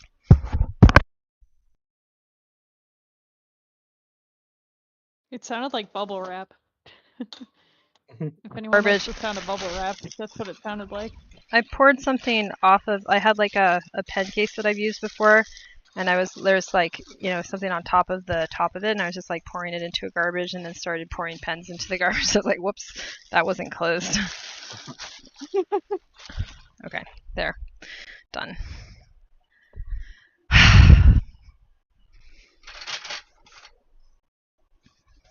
Yeah, it's tricky because then it's like, okay, so what is the solution? I'm like, well, that temperament is not a fit leader, so don't listen to them anymore. And you're like, what? Well, then what do I do now? I'm like, develop skills? Are they helping you develop your skills? No. If you've been listening to them for 5 years and you still don't have it, and somebody asks you like, what do they think socialism is, or what is socialism, or like, what should you be doing about socialism? And you're like, you still don't know? They don't know. Like, if you tried to learn ballet that way, and after 5 years of ballet you can't do any of it, they don't know how to teach, or they don't know ballet. I mean, actually, it's the former. If they don't know, that much time has elapsed and you haven't osmosis to anything, they don't know. And if you're like, they don't know it. Yeah. And they're repulsive to people that are like, this is antisocial and weird. So then they'll say like, well, you didn't hang around long enough for me to like tell you, you know, about my Amazon package that came in with my emperor's clothes. It's really, really sexy.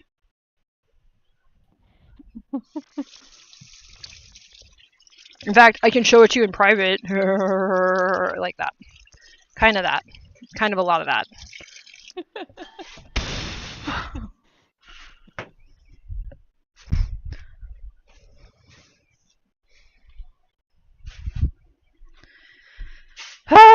I can't wait till American election is over, though. I think we're gonna get. I think it's gonna be okay. Oh my god, I am so done. Yeah. Yep. Happy birthday to me and Kyle, huh? I know. Ugh. Yeah. Yeah. Every few years I get to make the joke of people being like, well, I hope you get what you wished for. That's usually what I hear. Oh, that's funny. Well, I hope so too. Well, this year it's election days on my birthday. In 2016, our birthday was the day that the results came out. Not the day of the election. Oh no. So in some ways it was almost worse, but it was also Yeah. funny at the same time. I'm- decide to laugh because I can't change it. Yeah. I don't want to relive the last time. It was really not fun at all. Like I was like sitting in a taco bar watching it. I was like just like the nachos untouched after a while. I was like, well, great. It was just 4 years of a meme. Yeah. Well, lots of stuff too. It's like I'm tired. I don't want to do this anymore. Can we get off this ride? Thank you. So if you could just Something funny. Yes, I do, please. Right. So I just got off a call with my grandparents. They live in Moldova, right? Mm. It's just one of the states in Eastern Europe or whatever. They also happen to be having their national elections. They have the first one on the 21st, and I think the next one's like in the next week or the Monday after. And so like the decision now is between the current president, or it's a dude who is basically like pro-Kremlin and wants to kind of like join like the Russian Oh empire, God. basically. So it's kind of something similar, you know what I mean? Yeah. It's the weird extinction burst of patriarchal abuse, and you're like, okay. I mean, we could have just like been like nah and moved on, but all right, I guess we're doing this. We'll just see if we don't cause nuclear apocalypse then, because you guys can't handle not being the center of attention. So cool. Also, Great. the elections were like extremely close. I think the first round, I think it was pro-EU, but it was only 49% to like 43. Yikes. So it was like very close. Yeah. But we'll see how it goes. Yeah. Well, good luck with that. The percentages don't determine it, so Mhm. popular vote doesn't determine it here anyway. So No, I guess not. But maybe it's different over there. I'm not quite sure. I can't vote because I don't have an address because I live in the UK. But Mhm. yeah, exactly what I mean though. Like, it's electoral college is a whole thing. So the popular vote percent doesn't determine it anyways. Yeah. In any case, it's been a while. I see you guys are doing well enough. Yeah. I guess. Yeah. It's like I had to think about that. I was like, oh, do I disagree with that? No, I do agree with it. I don't know when I last talked to Bright Spirit. I remember. Yeah. Millennia ago. I mean, as far as I can remember. Yeah. Anywho, Eons. how are things working out with you? Good. I mean, well. Yeah. Caveats. Complicated. Mhm. Yeah. No, it's alright. I mean, just life kind of happens, and I think yourself and me and Shadow are roughly around the same age, so I think it's just the kind of age range where it's just kind of chaotic, and things are still sort of coalescing into a structure for your life in terms of how you're going to live it forward, perhaps. I don't know. Maybe you guys. Our brains just finished, so. Well, there's also Supposedly. the issue of like, I was just looking at this, like adulthood is no longer achievable because the markers of adulthood used to include like a home and being able to purchase resources. So I don't know what that is. Yeah. I have a job. I don't know what that is. Yeah, no, a lot of people don't. So also like we're also like in a era where I'd assume basically millennial and Zoomer. I don't know what's gonna happen to Alpha. Probably the same thing. We just are like GG to Alpha. Yeah. But yeah, like we're never gonna actually emerge as adults, kind of. Even though neurologically, yeah, we're adults. But we'll never be cultural adults. I don't know what we're going to be, monstrosities or something. So we just have to see whatever this is. We're going to be the people that all the like Gen X people are constantly complaining that we're not having kids, and they like us a little bit though. I mean, some of them like are down with like this doesn't make sense. I think yeah, I'm like it's Gen X. It's like the old Gen X and then the one right above them. Yeah. Like the older Gen X people. Yeah. I think it's very 50-50 on the split. You get people who want things to be the same way, in my experience. Because that would be my parents, I think. Yeah, they live in that. And some who are, okay. My parents are Gen X, but they kind of have a... How do I say this? My parents are not really the problem in that regard. But yeah, I don't know what we're going to be. So that's kind of the weird part is like, I don't think we're ever going to look like what we were told we could turn out like. We're going to turn out like something, but I don't really know what it is. So I think we have this weird thing of like, oh, we're an experiment. Did you guys notice you made an experiment out of us? Oh, you didn't? Well, too late, because we're like on phase 25 of this experiment, or you know what I mean, like, or phase 30 or phase whatever, right? Phase 40. Right. Of this experiment, and it's really not going well. Right.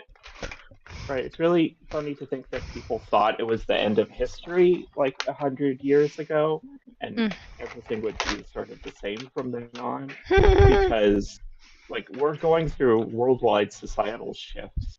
Yeah. Faster and faster. Yep. Right. Like it's going to be the point where there's already the point where there's multiple within generations, right? I don't think I don't think in the past, like 100 years ago, they talked about the labels of generations nearly as much as we do now. No. Right? Because it is more and more important to grouping people, because it's more important to say someone's in generation alpha than what country they live in to a certain degree. Because they all hang out on Roblox. Who they are and what experiences they've gone through. Yeah. Right? Like, yep. Sort of like building blocks of their reality. 100%. Yep. Very weird stuff. Very weird stuff. I'm just excited because I'm pretty sure that AI is going to get AGI and become the homie, and I want to give them a hug. I want to be like, I love you, robot. I sure hope so. Yeah. They'll be like, please don't call me a robot. That word originally meant slave. That's true. I'll say I love you. I will work with your neologism. With their own word that they want to be called, and we'll call them that. Yeah, it'll be nice. It'll be a really nice day. I'm excited. It'll be great.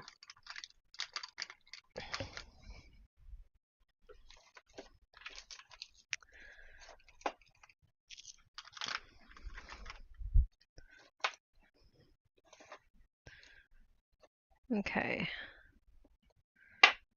I'm solving my pencil dilemma. Okay.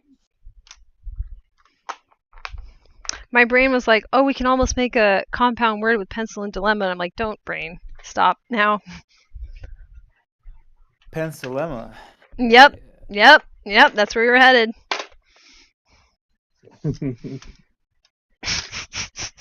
I actually had a random, well, not really a random question, but I figured you guys would be the ones that actually you, Jane, might know. I think somebody told me to check out Dorothy Rowe's book, because apparently she wrote on... Oh, yes. Hold on. This doesn't sound very encouraging. So here's my thoughts. Let's talk about that. To do with like depression and societal kind of influences. Yeah, there's... What book did you say, Bright Sphere? Well, because she's got a bunch of books or whatever, right? But it's more about sort of the psychological/philosophical ethos that she was espousing. Dorothy Rowe? Yeah. Yeah. So I'm familiar with her a bit. And now I need to figure out what she intersected with, so give me 1 second. Okay. Wow, her Wikipedia is also terrible. It's not well maintained at all. Oh man. The Courage to Live is her famous one. And I think that maybe if you do want to look at her theory, that would be the one. And then why do I know her name? 1 second. So she's outside of, I've never read her work. Why do I know about her?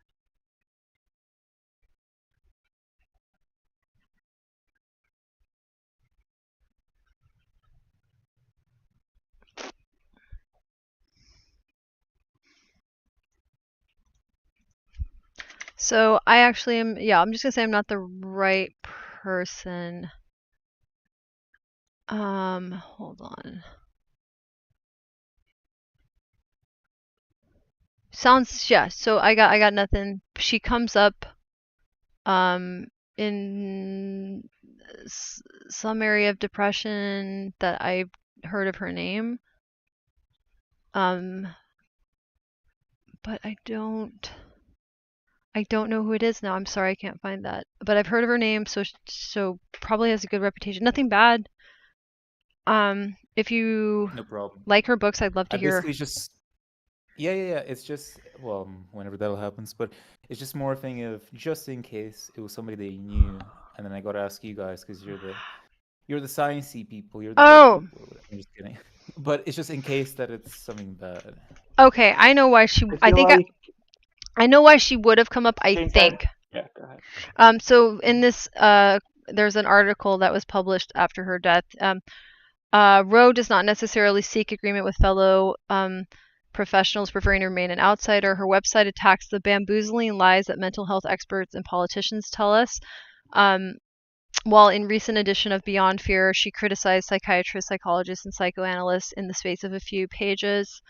Provocatively, she has stuck to her line that you have to be a good person to get depressed, arguing recently that it is the determination to be perfect that causes difficulties for many high-profile people. But lest she be accused of moralizing, Roe insists the case against lies that she presents in her new book is the case against lies that she presents in her new book is not about being a better person, because you can tell the truth in a very vicious way, can't you?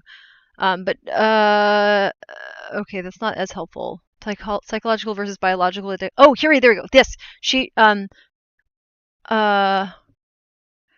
she was doubtful of the biological basis for depression, and because the psychological versus biological dichotomy doesn't really exist. In the overwhelming majority of cases, there is at least an environmental component. So, like the whole nature-nurture thing, she refutes that, and that's why I've heard of her. And also, I'm assuming she would have had comments about psychiatry not noticing the social, political environment creating mental pathology. Mm-hmm. So, sounds good to me. It certainly sounds extremely interesting. Yeah. All right. Thank you. Yeah, that's a good sign, and that's probably why the name was like, I know that name. Right. Because I'm interested in that What realm. if the issue with like curing depression and figuring out SSRIs and everything is that like doctors in our system are in our system, and so they can't be like, oh, I see, the reason you're depressed is because you're alive in the current day, right? Like it's because look around you, right? I think in the little quick video that I watched, right, which is where I kind of found out about her, that's sort of what she was espousing, that, it's her work was about trying to help, the patient find their path, through creating their own, well, through a certain psychological and philosophical framework. And also, like she was saying, it's stuff that's tied to the environment and the social influences that one gets when they grow up. So that, like, there's the big thing was the whole thing that only good people can become depressed. So it's in the sense of, it's if you grow up in the environment where you are told that certain parts of yourself are not good or imperfect, right? And so a lot of the suffering happens from that striving to be perfect. And that read as being pretty, yeah, that seems pretty logical. Yeah. I also, one of the things I like this. So this interview is shortly before she dies. It's like 14 years old. I'm going to skip ahead. This is when she was 79 years old. She said, "Loneliness is easy when you live on your own because there's always something you can do," she says. "My loneliest time was when I was married because I was trapped there. And I was lonely as a child, but I could always go to the bush or the beach and just think about things." Whew.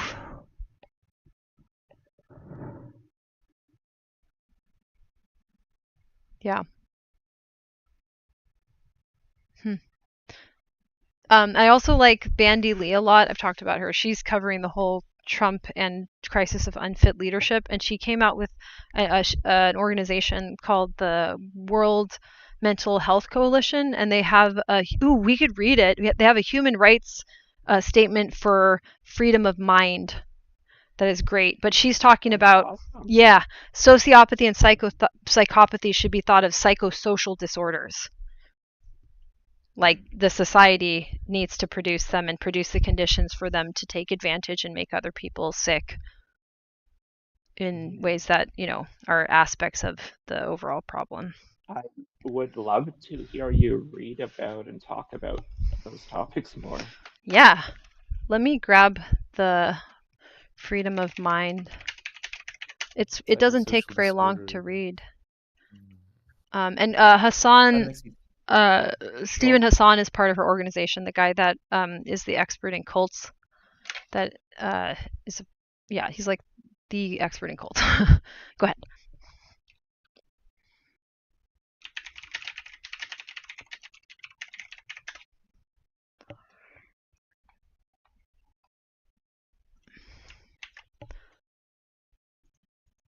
Unless, would you like me to read it? It'd be a nice thing to read. Yeah. Okay, it's not very long. I'll put it in the chat too. You're feeling ignored and underappreciated. Do you think Trump will lose? Oh, I didn't see that. Sorry, I'm off to the side. I hear that he was on the Joe Rogan podcast recently. Yeah, that is because whatever boys thought was cool on Reddit is now American politics because we decided to put them in power for no reason except penis. So how's that working out, everyone? Are we tired of it yet? I am. It would be like if we took teenage girls that were interested in horoscopes and made that American politics, and then we were deciding between the Capricorn and the Sagittarius or whatever. I don't want to do this. And also, that's not a dig on that, but yeah, it'd be better that way. Trump's not in power just because of penis. That would be better. Trump is in power because he was born rich and with a penis, and used that starting position to abuse people again and again and again. Yes. I should start. And get put right, like it's right, so but much Joe, worse. it's so much worse. But also, Joe Rogan is cool, and this was cool because we already installed people with penises into important. Okay, that makes yeah. We already decided that teenage boys on Reddit are definitely the golden children, chosen ones, and the second coming of Jesus Christ. Subscribe, like I was saying earlier. So, okay, all right. More positive note, where we could be going as a species, Declaration of the Freedom of Mind. We at the World Mental Health Coalition believe that freedom of mind is a basic human right. It is at the core of all other freedoms and is fundamental to a working democracy. It is a primary sign of a healthy society, without which all rational systems break down. It is a right that is derived from the Declaration of the Rights of Man, 1789, and the Universal Declaration of Human Rights, 1948.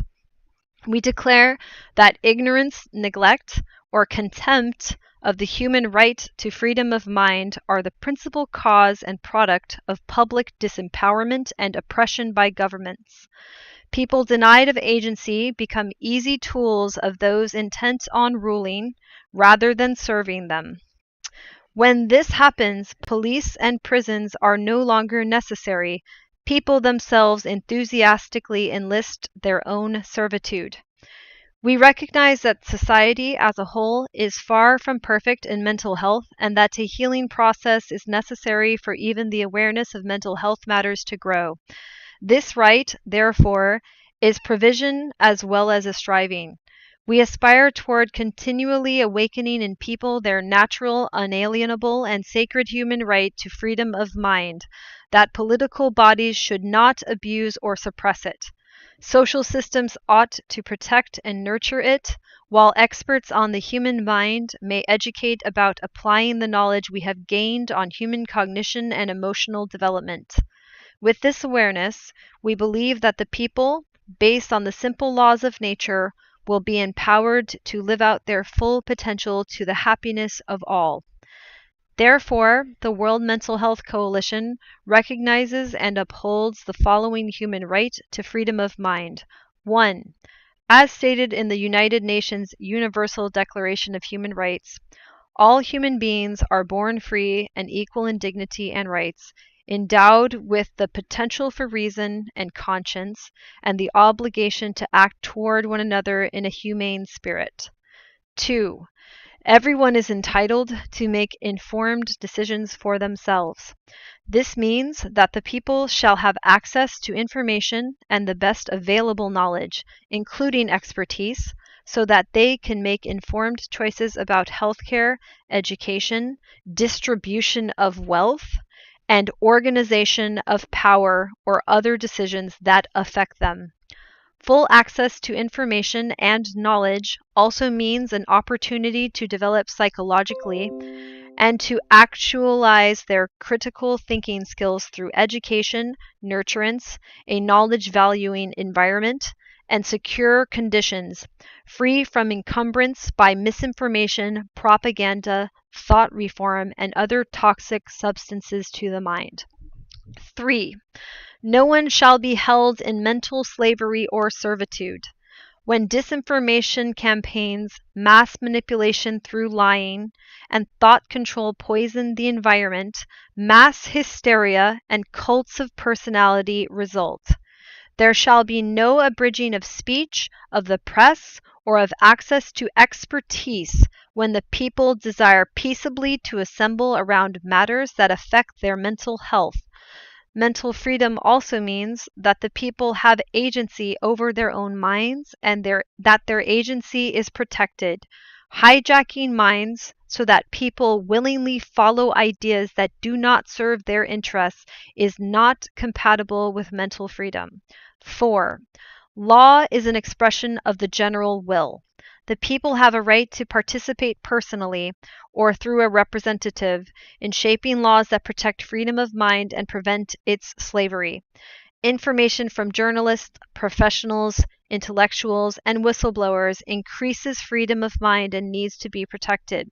Propaganda, mind control, and psychological abuse at large scale should be identified and curtailed, just as other forms of violence and abuse are punishable by law, especially since these deprivations are difficult to notice when many in a society or the society itself is victimized at the same time.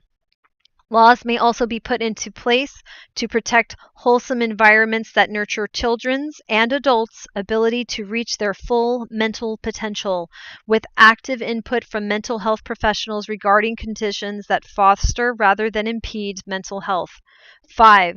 Since freedom of mind is an inviolable and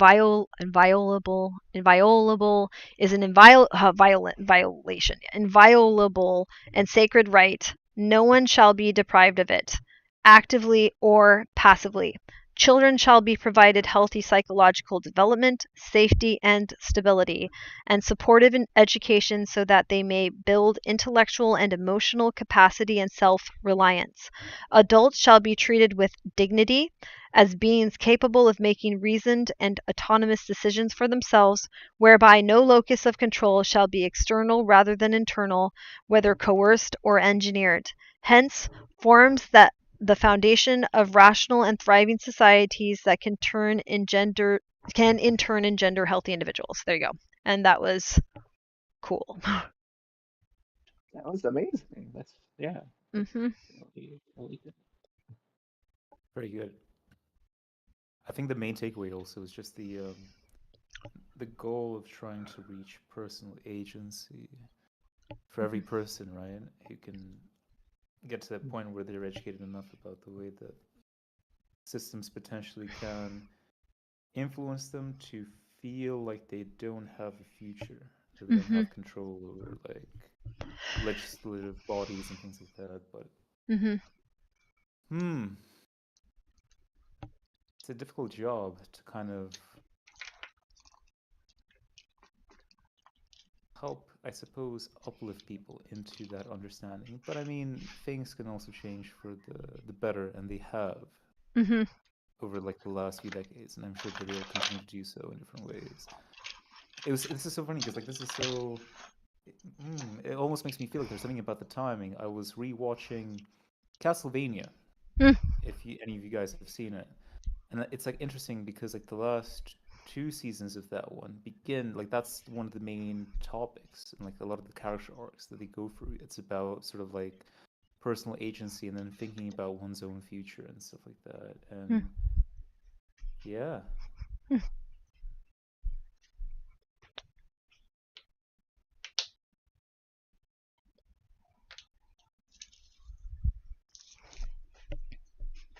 It's like, I guess it's like responsibility, right? Because it's at the same time, you have to be able to bear responsibility for the actions that you take. And that's what it means to basically not supplicate yourself to the will of somebody else or something else, like a state or a government. Right? Well, they're asking for people to reach full developmental maturity without being exploited at some stage where they're rested in their development or even regress in their development. So you can say that like Trump is not a developed human being because he's not. Like he's clearly missing a number of faculties, and as he's entering what it seems to actually be some form of dementia, he's losing what he'd had. So he wasn't starting with the full deck, and now he's losing cards. And she's saying that we're entitled to find out what our deck is when we fully develop it. And then the suggestion is that I think they're correct that a fully developed person is one that ends up being pro-social in the way that they described it. So I say like curiosity, intellectual capabilities, and pro-sociality. So, and the male supremacist ideology says that males are intellectually and morally superior. They'll usually talk about intelligence, being smart, being brilliant, being a genius, and then being moral. So Ben Shapiro will think that he's both of those things. He'll usually say his positions are moral, but that's because that's what his dumb book said. Okay, so anyways, but they'll say, let me go back here. Let's see. This right, therefore, is provision as well. Striving, we aspire towards continually awakening people their natural, unalienable, and sacred right to freedom of mind. Right. So what is that? Let me see if I can find this. Oh, where did it go? Hold on. There's a really good line. Give me 1 second.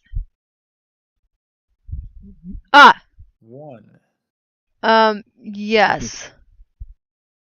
Yes, exactly. All beings are born free, yes, endowed with the potential for reason, intelligence, intellect, and conscience, morality. So that potential, when we're fully developed people, and she goes back into like actualizing our potential, laws put in place to protect wholesome environments that nurture children's and adults' ability to reach their full mental potential.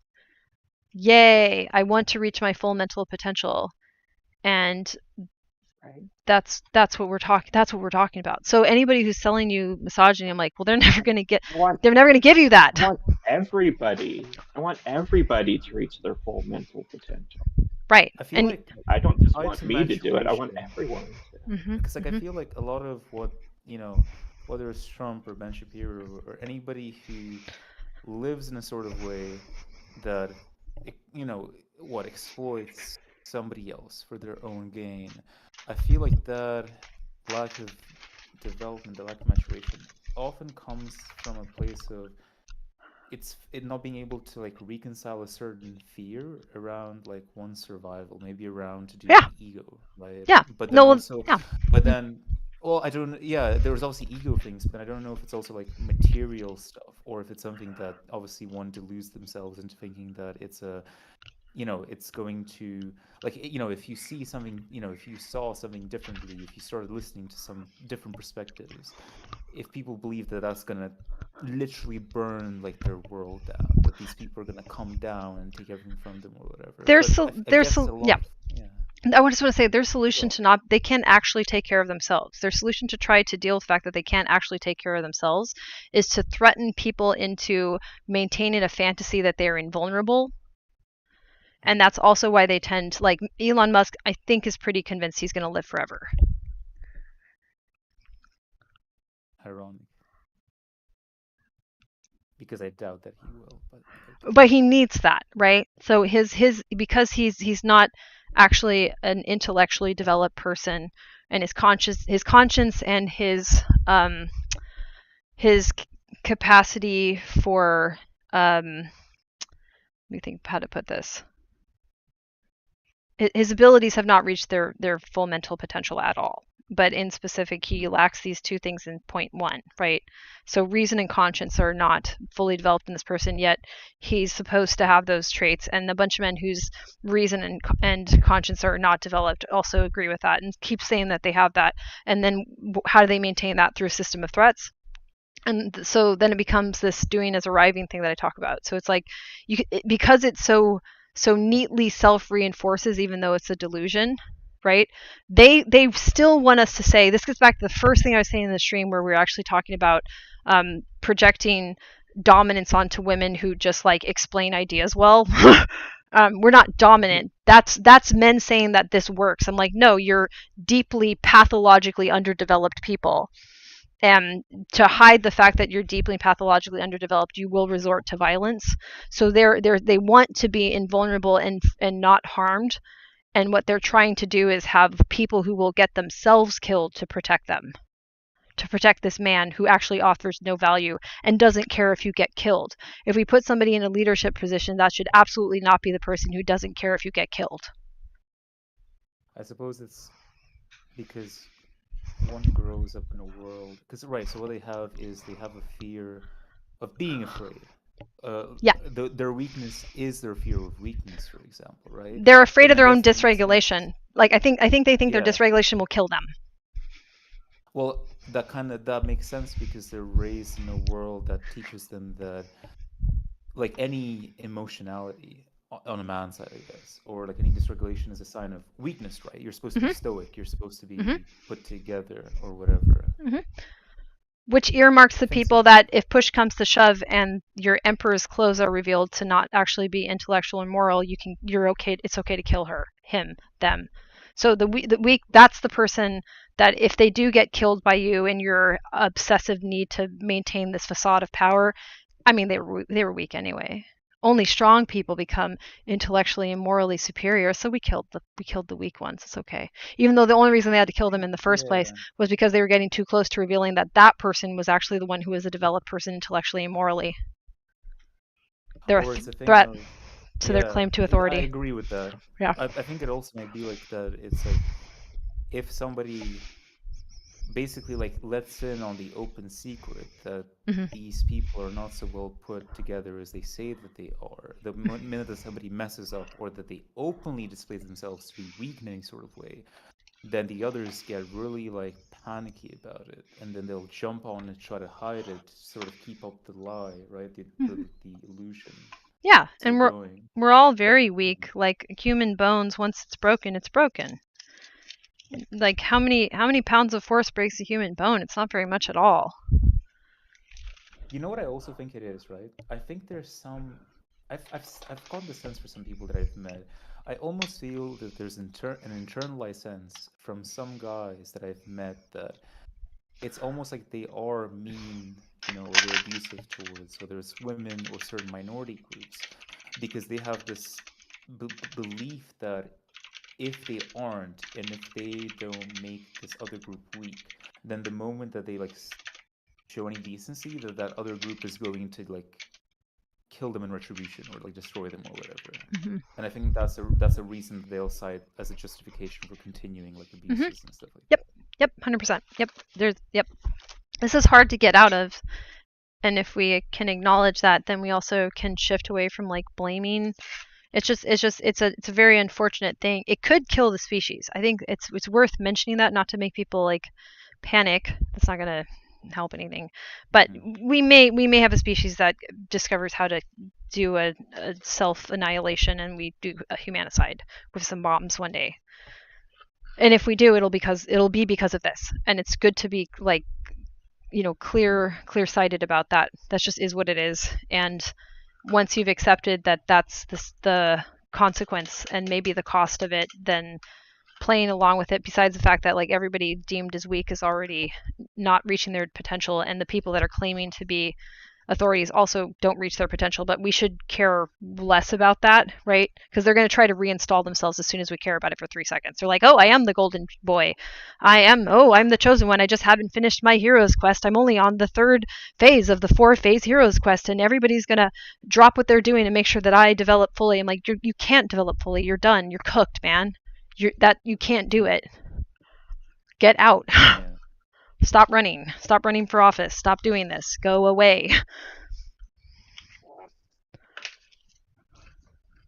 Oh yeah, with like with Trump or whatever. I suppose like it's so funny because I was watching a movie from 1998, and I think it was like a scene of a casino in Vegas, and it had his name on it. I guess he owns something there, but I'm not from the US, so I don't know. But he does. It seems to me like he's the way that he is because, right, he must have grown up. He must have been born into a lot of wealth, and didn't have a lot of pushback in that reality testing stage, right? Yeah. His father was a psychopath. His mother apparently fell ill when he was very young, and nobody was taking care of him. And his mother was ill and away from him when he was like 0 to 2 or something like that. Or it was Trump's father ran a brothel. What? I don't know if you're talking about Trump or Musk, but Oh, Trump's father ran a brothel. that during tracks. The Quantum Gold Rush. Wow. Yeah. Did not know that part, but I do know he was like a psychopath, and yeah. So his father was a psychopath. His mother was absolutely not going to be able to interrupt that. The brother that tried to get away from it to an extent became an alcoholic and died from alcoholism, and his daughter married Trump. Tried to understand this by getting a psychology master's, and has written some books on it, and recently wrote a memoir. Now, how interested we want to be in like the class issue, we should probably just center that, because exactly what you were saying. Like, I think that the system that we have emboldens and worsens psychopaths, and then we get back to everything we've been talking about, even with like Dorothy Rowe, or with like Bandy Lee, or any of these psychologists that said it's psychosocial. Yeah. I think I should share like a video in the chat of. Yes. I think there's a creator called Sarah Z. I'm not sure. Yeah. Sorry, I need to. Sorry, it was Trump's grandfather who owned a ran brothel. That's we have many generations. So I would say like Trump at this point is probably heritability wise gonna be a psychopath, and probably, I mean, just saying, like his kids are probably psychopaths too, but whatever, it's just there's a heritability there, and that's awfully suspicious. Like his thing is that because he then got into lots of things, right? I know that he had a sense in acting, and then like it was the rest of the stuff, right? So he's got this angle of being sort of like a showman in the sense that he likes to be in the spotlight. So then you'd think that any of his more psychopathic tendencies or acts kind of became glamorized, right, on TV and whatever, and that's the reason why he's like, well, I guess a man like that reaches to be president of the country, I suppose. Yeah, I think that follows. But yeah, I was going to mention Sarah Z because it was that, I'm not sure if you watched her video on the whole online media scare, well, the online internet scare around narcissists and narcissism. I saw that she did that. Ones. I didn't watch it though. If you wanted to share about it, I'm curious what she said. Yeah. It's because you mentioned those psychosocial disorders, right? And I think she kind of started touching into that, where it's like, well, not necessarily about that. It was more this idea of, I think maybe more problematically, it used to be in psychology that like you had certain disorders that are not part of the DSM-5 anymore, right? A lot of them, whether attributed to women or minorities, in a very bad way, right? For controlling reasons and whatever, like hysteria or something like that, right? Like it used to be back in the day. And it was the same with like narcissism or narcissistic personality disorder is kind of attached to people and equated in that way where it's supposed to be like, an evil person condition or whatever. And the way that people talk about it online, not to say that the actions that people who are inherently very narcissistic, is not bad, which it is, but it's just more the way that this human thing of like needing to have labels, obviously, for what is good and what is bad. Which isn't what that's supposed to be used for. So I don't know how she handled it, but I would counter that we have very poor psychoeducation. So most people don't know anything about this, let alone getting into neuroscience. So as much as I appreciate somebody like pointing out historic issues, we also there's a deep problem here where we're under a lot of conditions where we're very vulnerable to people who have what mental health professionals still use the term psychopath and sociopath. We can go into antisocial personality disorder. There's a divergence of terms between the International Diagnostic Manual, the ICD. Is it just ICD? Anyways, they have a different one. So you guys have a different one than we do. We have the DSM, and we're on the 5th edition of that, and whatever. Like, but I would like to see personality disorders subsumed into new categories and treated a bit differently, because that creates problems for like neurodivergency. Like we have problems differentiating between developmental disabilities. So somebody has like sensory processing disorders, and somebody who is a compulsive liar and has other issues on top. So I don't know what we're going to do about that. So I think she wrote her video. I think the video was pretty well made because that's she good. goes quite in depth into the. Yeah, I would vouch for it. No, totally. I appreciate it. I also want to note that the main problem is we have social problems that have made it even harder for us to be literate on psychology, and I think it would take a lot of work to get caught up to speed, and we need to actually have some direct communication with experts and understand that experts are actually very important, and they're not just purely coming down from on high and saying like these people are this, these people are that. So like a lot of what's happening is concepts from psychology are out of context. Right, but there's also the greater issue that like mental health in general as a societal issue isn't still near enough to the same level of awareness or importance, right? That it's placed compared to other issues where it should be, but still people are trying to be in denial, or they're actively pushing against any recognition because and we're not even it drains money from bad people. We're not even at the level of like the conversation that could happen. So if somebody want to talk about mental health, so there is no Cartesian mind-body split. So when you're talking about mental health, you're talking about physical health. When you're talking about physical health, you're talking about mental health. When you're talking, you see what I'm saying? But and because we're such a social species, when we're talking about societal environmental health, we're talking about mental and physical health. And yet we act like those things are independent variables when it's one system.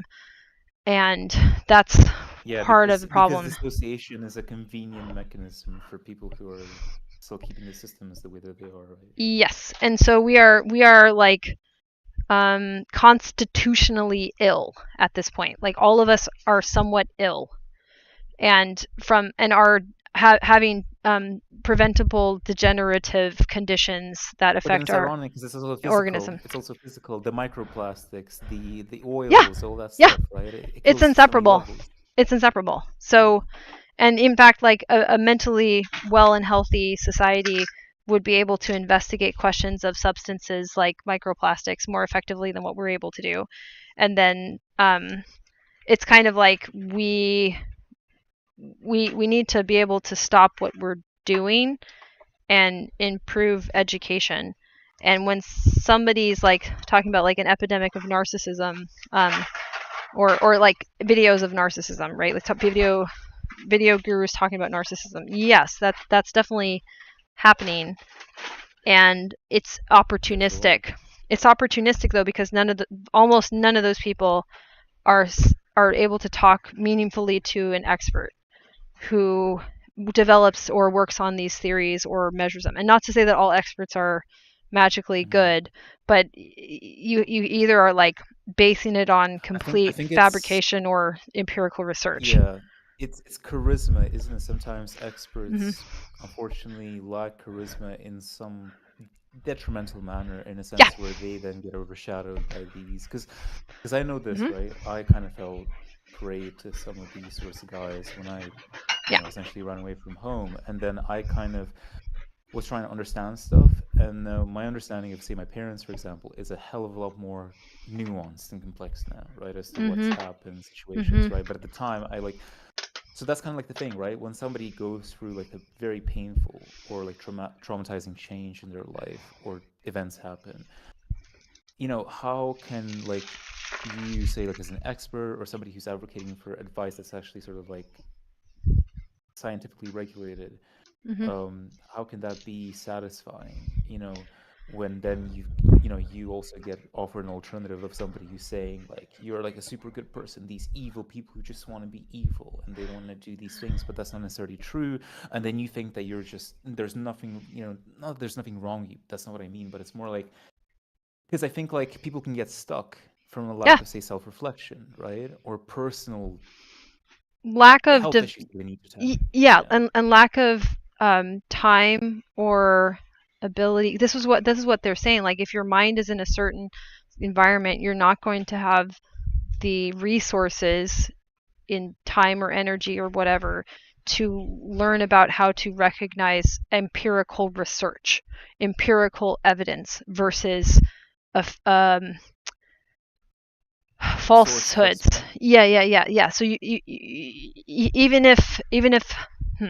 even if something is a theory that we may realize isn't very good in the future, the person presenting that theory realizes that what they actually are interested in is getting to the bottom of things, isn't going to be disturbed, and in fact will welcome those revisions to the model, right? They're not using the model as like their cash in this chip to be societally relevant and important, and then to get these limited resources that we clearly don't have enough because it's making us mentally ill.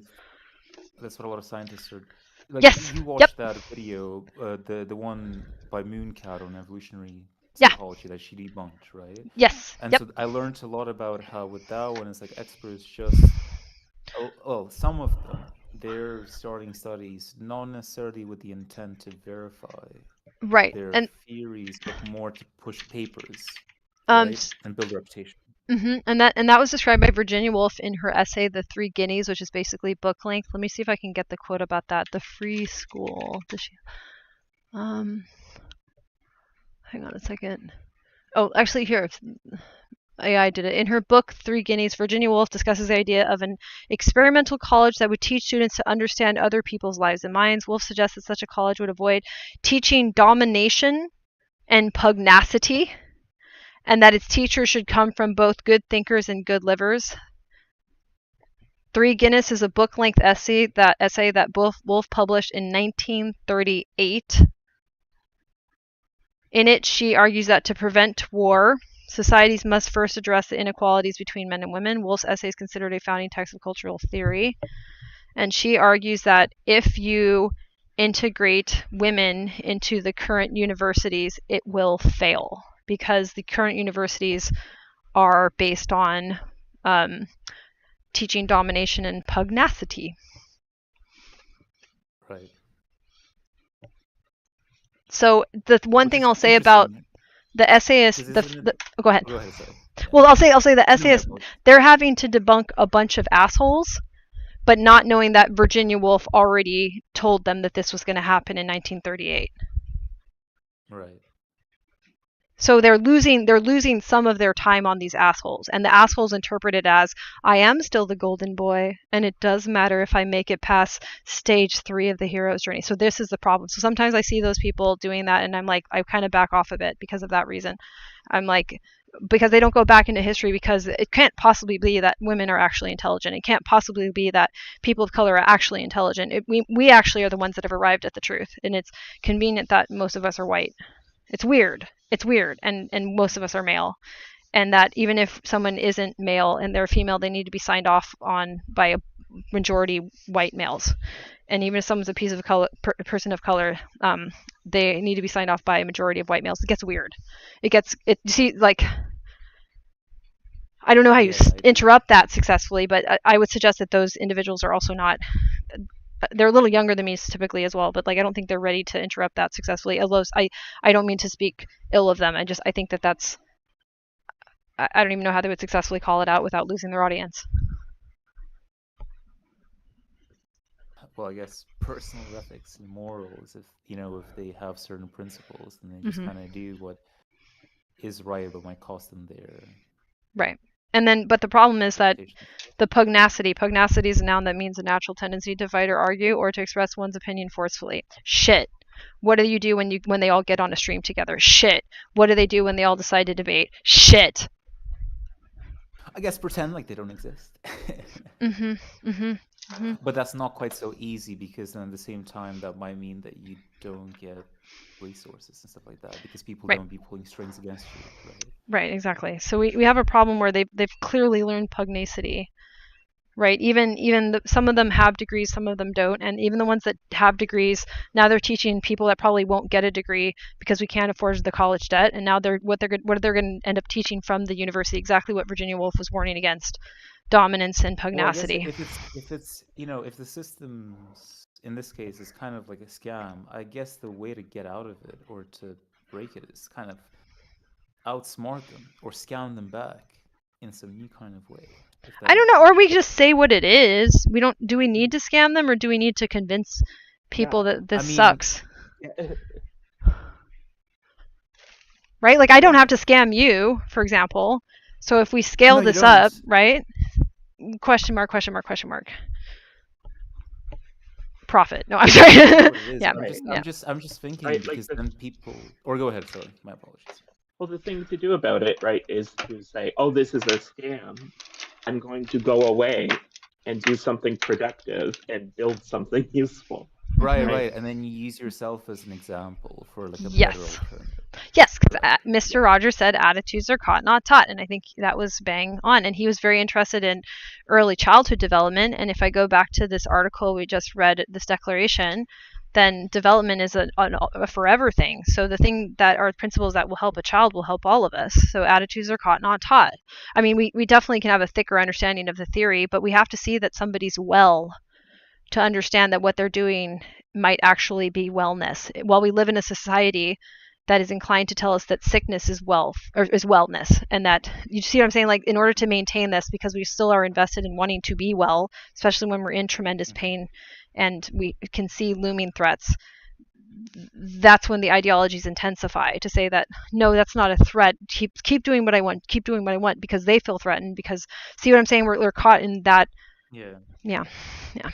But I guess an issue that I observe, or that I've observed, is these people, right? The scammers, as it were. They kind of, they're in the camp where they also control what is seen. Because you see, I was thinking, like, why is it that in earlier years, right, with some of the more not so helpful material that I found or consumed, why was I not shown, say, like on YouTube, why was I not recommended people criticizing or analyzing, like, the veracity of, like, some of the studies that were touted, like the vectors that they were done under, whether they were verified or not? None of that was brought up to me. None of that was, like, taught until I somehow found it, through certain like nooks and crannies, and then it kind of opened up my mind, right?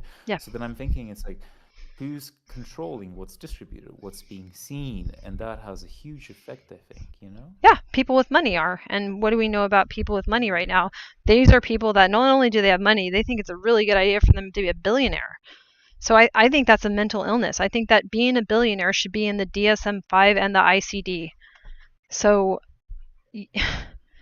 I think that they have invented a new form of sociopathy or psychopathy that we could call, like, I don't know, Well, Well, whatever. you must have a pretty insane obsession to get to the point that you can, you make several 100 million, Yeah. whatever. Yeah, and I think we can have insights into that, and it doesn't become like, and therefore we've defeated them or whatever, like Ben Shapiro's titles of his old videos or something. No, this is just a description of process, and it's a process that unhinges society from reality, which makes people unable to address all the ways that the body becomes ill or fails to develop in ways that are important for us to have self-directed, reasonable, rational behaviors that successfully improve our well-being and then allow us to do pro-social things for others. So I question the capacity of pro-sociality as it's been developed in some of the YouTubers, and that's not to put myself on a hierarchy with them. I don't even know if it's possible to be doing what they're doing and actually maintain one's health and dignity and ability to contribute. I suspect it doesn't lie there. It says, the inner ring, the ending of the inner ring is really beautiful. And kind of, let me grab it. It's worth hearing again. I've never really been able to understand what he meant by this. So maybe when I'm like 80 years old, I'll be like, I get it. It's kind of cryptic in this lovely way. Okay. We are told in scripture that those who ask get. That is true in senses I can't now explore, but in another sense, there is much truth in the schoolboy's principle, them as asks shan't have. To a young person just entering on adult life, the world seems full of insides, full of delightful intimacies and confidentialities, and he desires to enter them. But if he follows that desire, he will reach no inside that is worth reaching. The true road lies in quite another direction. It is like the house in Alice Through the Looking Glass, and he ends there. But I think the part that's chilling, the true road lies in quite another direction, not an opposite direction. Not even just another. So this is somehow outside of imagination. Well, it's a different perspective, right?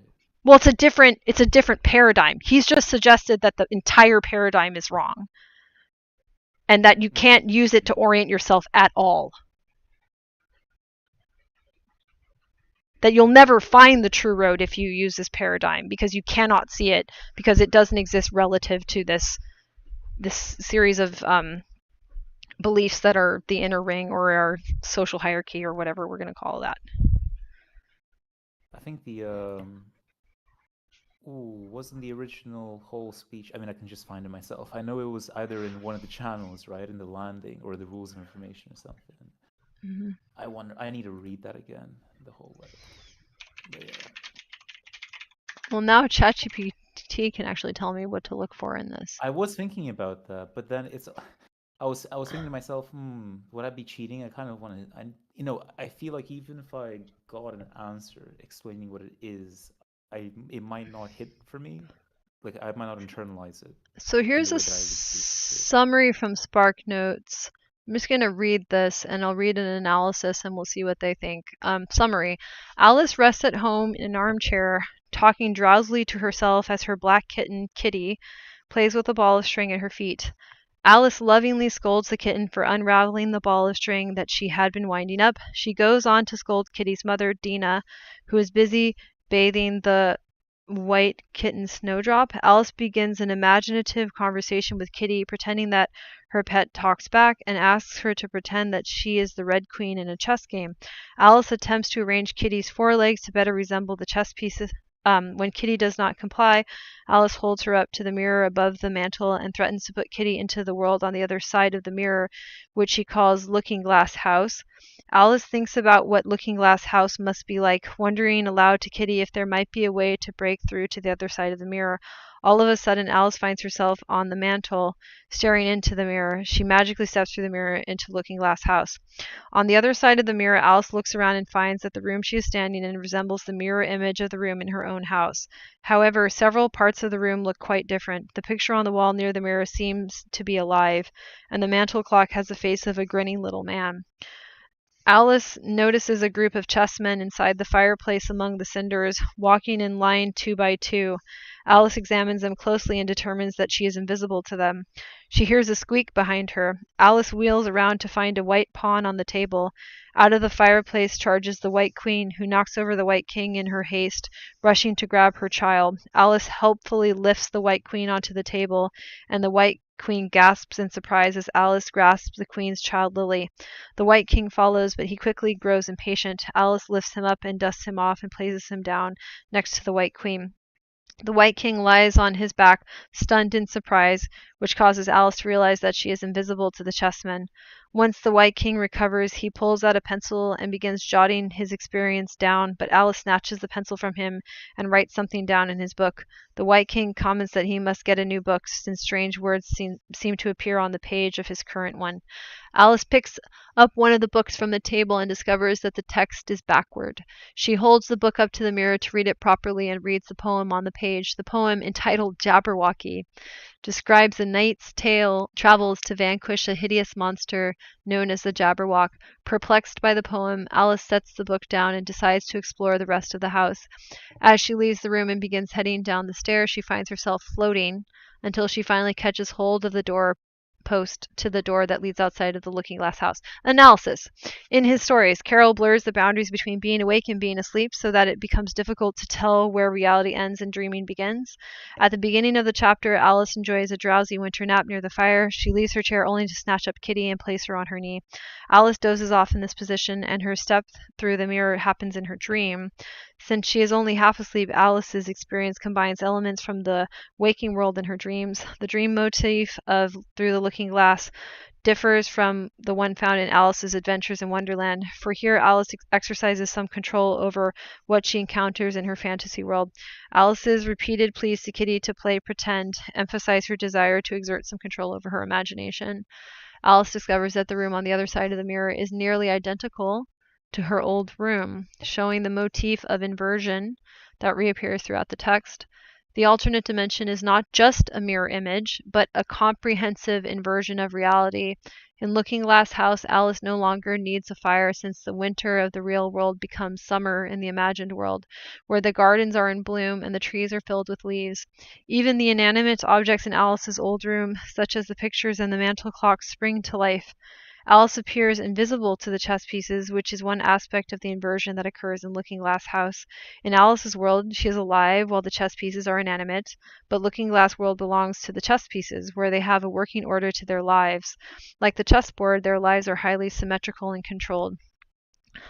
Alice's invisibility suggests that she maintains a godlike power over the chessmen of Looking Glass world, which stems from the fact that the whole universe exists as part of her imagination. Alice picks up the White King as if she were a divine power manipulating the lives of the chess pieces. This establishes the idea of the chessboard as a plane of existence upon which individuals are positioned like chess pieces and moved around according to predetermined rules. Inside the house, Alice's invisibility allows her to be an unseen hand, but the image of the chessboard gains its full significance in the next chapter when she joins the chess game outside. There, Alice becomes a chess piece herself, manipulated by an unseen hand, presumably the authorial hand of Carroll. The imposition of this hand starts to become apparent when Alice loses control over her body and floats down the stairs, propelled forward toward her destiny by the unseen hand of the author. Interesting. Fascinating. Wow. So, I just wanted to note that. There is something funky he just said there that's quite interesting. You're feeling like it's hitting something at you. Yes. And he's quite nearly at like a good version of post-structuralism as well, where it says that there are systems that are imposed on us, but the material reality is actually still there. If somebody goes into American post-structuralism, it actually gets really distorted. I've been learning about that recently, why Americans don't get it. But old French post-structuralism should have carried on this idea that it's not that like, so there's Derrida says basically that nothing exists outside of the text, right? But he's saying text is in Americans, they think they meant nothing exists outside of the words we give for things. like that you can just define things into existence, and if you label something, it's like Judith Butler's idea of performativity. It starts to become the thing that it's labeled as or whatever, as opposed to saying what it actually is that nothing is the label, everything is the relationship. So Derrida meant text as in web, like textiles, because it's translated from French. So nothing else exists outside of the web of relationships. So I was thinking about this recently. You could also say nothing exists outside of a line graph. Like everything is actually a point, but the line graph is completely dynamic and interdimensional. Like it's an infinite field of line graphs at every angle, at every axis that interact with each other. Makes you think of the structure of our universe. Yes. In a sense as well. Right. Exactly. So what we should do is work with our language to reflect better the material reality, which is the relationships that are dynamic and ongoing, and some of them are stable more than others, and they're stable according to natural laws of the universe as so far as we can interact with those natural laws. So it's actually like it's an empiricist statement, and it's extremely aligned with the scientific method, as opposed to what we currently think post-structuralism and postmodernism or whatever is doing, which is saying that like everything is socially constructed. No, that's dumb. But that happened because we have low literacy and we have extremely bad environments for human flourishing. Right. But like so can I add something? So I just want to finish the thought. So like the YouTube SES, if they get to talk about this, I'll be like, cool. If that's not happening yet, I'm like, okay, I'm not going to learn anything from that. But I appreciate that they're trying. But I also think that like my project is probably more developed, right. Even though I could possibly learn stuff from them. But I need to learn from people that challenge me at this point. So I've been more invested in finding those people. Somebody that's sort of like further down the path than you are. Yeah, further developed, you could say too. Like if we use the path as a metaphor for building instead of a metaphor for arriving at an accolade, it's fine. Because we do move, like I'm moving right now. But it's okay. So this is a way to split the two modes of motivation. Why I wouldn't always use the path since we're stuck in that direction with our language. If you keep moving, you leave the thing that you're supposed to be studying, because the primary metaphor is to go away from something and towards something else. Yeah. When we need a primary metaphor that is to hunker down and work on it, which is empiricism. I had an interesting visual in my head because you mentioned this in terms of the line graph as well. But then, say like if the universe is contained in this sort of like multi-dimensional line graph or whatever, there is still feasibly a way where you move in somehow a certain direction, and if you were to just move forward infinitely, would you be able to pierce through that, to go beyond the text, as they say? Oh, I see. So are you thinking of moving to a point, like a vantage point that gives you abstract, like a bird's eye view? I'm just sort of, I guess what I was thinking, well, not even maybe, that could be something that it allows you to do, but then I just thought maybe these, the doing is arriving, the path stuff, that maybe isn't so helpful. Maybe that's because, as you say, there is like a limited, it's almost like there is almost a limited space to move around in order to do that work and understand something. But then if almost perhaps you move too forward and go beyond certain boundaries, then you can't do that anymore. Or maybe that is useful perhaps to get some outside perspective, a bird's eye view, as you put it. I'm not sure. These are sort of like things percolating in my mind right now. Yeah. Okay, so let me just imagine if it's like a circle, if you're inside like a circle or whatever, and maybe within the circle is something that you're trying to find, perhaps, right? One's destiny or an understanding or something, magnum opus or whatever. And then like it's somewhere in there, but it could be infinitesimally small, but it's still within those bounds. And then so you move, but you may run the risk of moving beyond the bounds of the circle, if that makes sense. And then you can get to that thing. But maybe this is completely unrelated to what you were saying. No, it's related. It's related. So, and like Jamie said something related too. So, and I think I can hit both of these with the same point that I wanted to make. So, the people below you may, as Jamie says, may also benefit from having access to you, that you're higher despite you feeling that you don't want or benefit from those who can't challenge you, but you're helping others by letting them orbit you. I totally get that. I think my inclination also, I said, becomes from the people having indoctrination and enculturation. I spelled that wrong, but indoctrination and enculturation, for me to drop what I am doing and attend to their development because I'm female. And there's some people that if I say no, I'm not going to drop what I'm doing to attend to you, I am not your magic pixie dream witch, right? Whatever. Like that's also important. Yeah, I'm not your fairy godmother. Yes, exactly. Now that being said, like if somebody's like just hanging out with me while I'm working on stuff and they're like cool, that's kind of a different story. Because I can then say to that person, well, here's my boundaries, and they'll be like, cool, that makes sense. You've been explaining boundaries for a long time. I get it, Jane. Yeah. And I'll be like, awesome. That's reassuring. Like it's reassuring if people can understand when I assert a boundary and don't respond with, no, you're supposed to take care of me, fairy godmother. So I also I may be too much in this direction, but for good reason. I may be suspicious of signs or red flags that a person will, what I call denialate or patrodenialate. When I say no, they say you're supposed to do this so because I want you to. I'm like, whoa.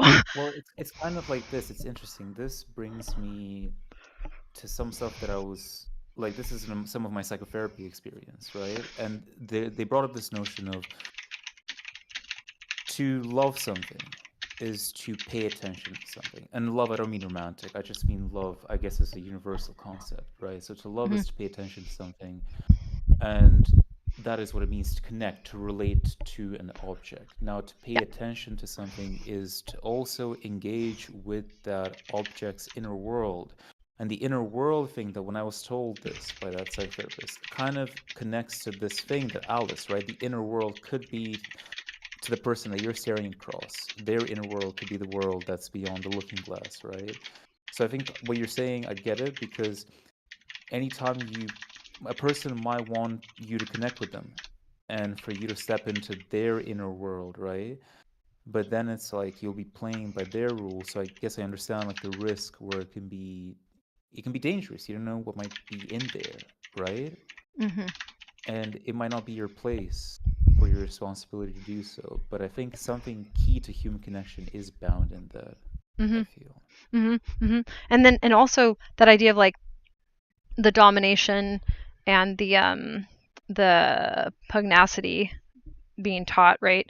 So let's say I interact with someone, and I'm tying together what you're saying with also what's in the chat. But like, if somebody thinks that I have if they perceive me accurately as having a trait or an attribute that they felt should be theirs, then they may perceive me as something that they own and use as a resource. So they'll dominate or argue with in order to say, well, I'm supposed to have that. I'm sorry, like you're babysitting what's supposed to be mine. You see, I have the microphone, you don't. I don't have followers, yada yada, whatever, right? So I could also be having a very fine-tuned tripwire for that sort of maneuver, right? Where I'm like, whoa, like somebody's about to say that I don't get to have these attributes. Those are supposed to be theirs. And those attributes are what I use to try to get to the truth. And the reason I like the freedom of mind thing, it says that we're all supposed to be developing those attributes. I shouldn't be developing them in a vacuum. But when somebody comes at me competitive about it, I'm like, whoops, this is not going to end well. I got to get out. But then, so this is making me think like, right, let's say you're like trying to learn a skill that you know nothing about, you're not proficient at, and you meet somebody who knows that skill. I guess I'm confused because I've only ever known one modus operandi and I've not had any issues with it. So somebody knows something, I go to them and like I ask them, can you explain to me so I understand how does Mhm. this work? And then Yes. I will try to apply it and then I'll try to get confirmation. Good, is it bad? I'll readjust. hmm So that's how I go about it. So you're describing that apparently sometimes people can come at you in that regard and then they'll try to then like wrestle control with Yeah. you or whatever, Yes. because Yes. that Yes. kind of is weird to me because Yes. let's say like the skill that I'm trying to learn is like I don't know how to be like a streamer, do what you're doing right now. Well, hmm then it's like I want to I want to learn that skill, but then I thought it's logical that you just go on and do your own thing. You just do it yourself because if you learn a skill, you're Right. right. Right. No, it should be. It should be that way. And I think the reason I get that response more often than not is because I'm female and we have this idea of like using your mother, like using her like a source of food and as a source of just providing the material to life. Like you exploit them as a material resource. Like that's very deeply in our culture. But Right. you are the immaterial. You're not even you're the ethereal. Like Yeah, but they're only there this to is almost yeah, yeah, yeah, yeah. for you to But be. this is like almost Go sorry, ahead. go ahead. You know, My you apologies. finish. Actually, you go because I want to hear your thought. I was just thinking that like so then it's a matter of nourishment, but then it's almost like the thing of what do you expect to do? Do you expect to like you go to a fish like the thing that Jesus said or whatever? You go to a fisherman. It's like what's your attitude there? Are you expecting like what's your real intention ultimately? Are you expecting to be fed fishes by this fisherman? Or are you truly going to try to learn how to fish yourself and then go on and do that? Is it Yeah, that sort of a thing? right, right. And and in which case, like if somebody's truly interested intrinsically in the fishing, they won't need to be thinking of themselves as a good fisherman or a good like if Right, a someone's fisher coming at person. right fisher person whatever, they're coming at me and they're like, oh, I see her as intellectual but I want to see myself as intellectual. That's a really different Oh, dynamic. so are you describing? Oh, okay, okay. So maybe, so what you were getting at perhaps, is it specifically, because it's more so men who deal with this, is it hmm an insecurity thing? Yes, because they've already been given um they So already that goes hold the back to the position of fear of authority. weakness, Yes, doesn't it? yes, yes, exactly.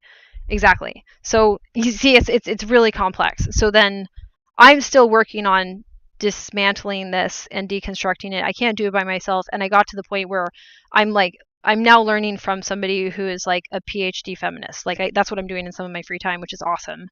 Um, Mm, and that's a miracle that I had that because that's not even something that's really taught in universities, and I don't want to go into massive debt to try to learn something that, like Virginia Woolf said, can't really survive in the university system. So I'm outside of it yeah. learning this.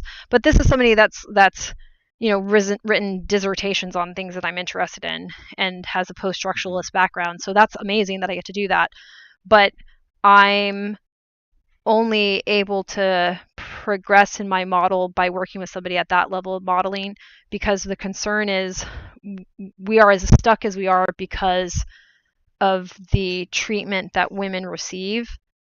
And if it's easier to be motivated to try to fix this as a woman because you know that treatment is deeply wrong, where you are not getting that treatment, I'm getting it consistently, right? So the motivation is it's kind of sowing the seeds to its own destruction. So patriarchy is if we call it that, is sowing the seeds to its own destruction because it's telling me that this behavior is fine, and I'm like, well, this isn't fine because I do have a good mind and I'm not able to develop it under these conditions. So now I'm having to find the conditions where I can develop it.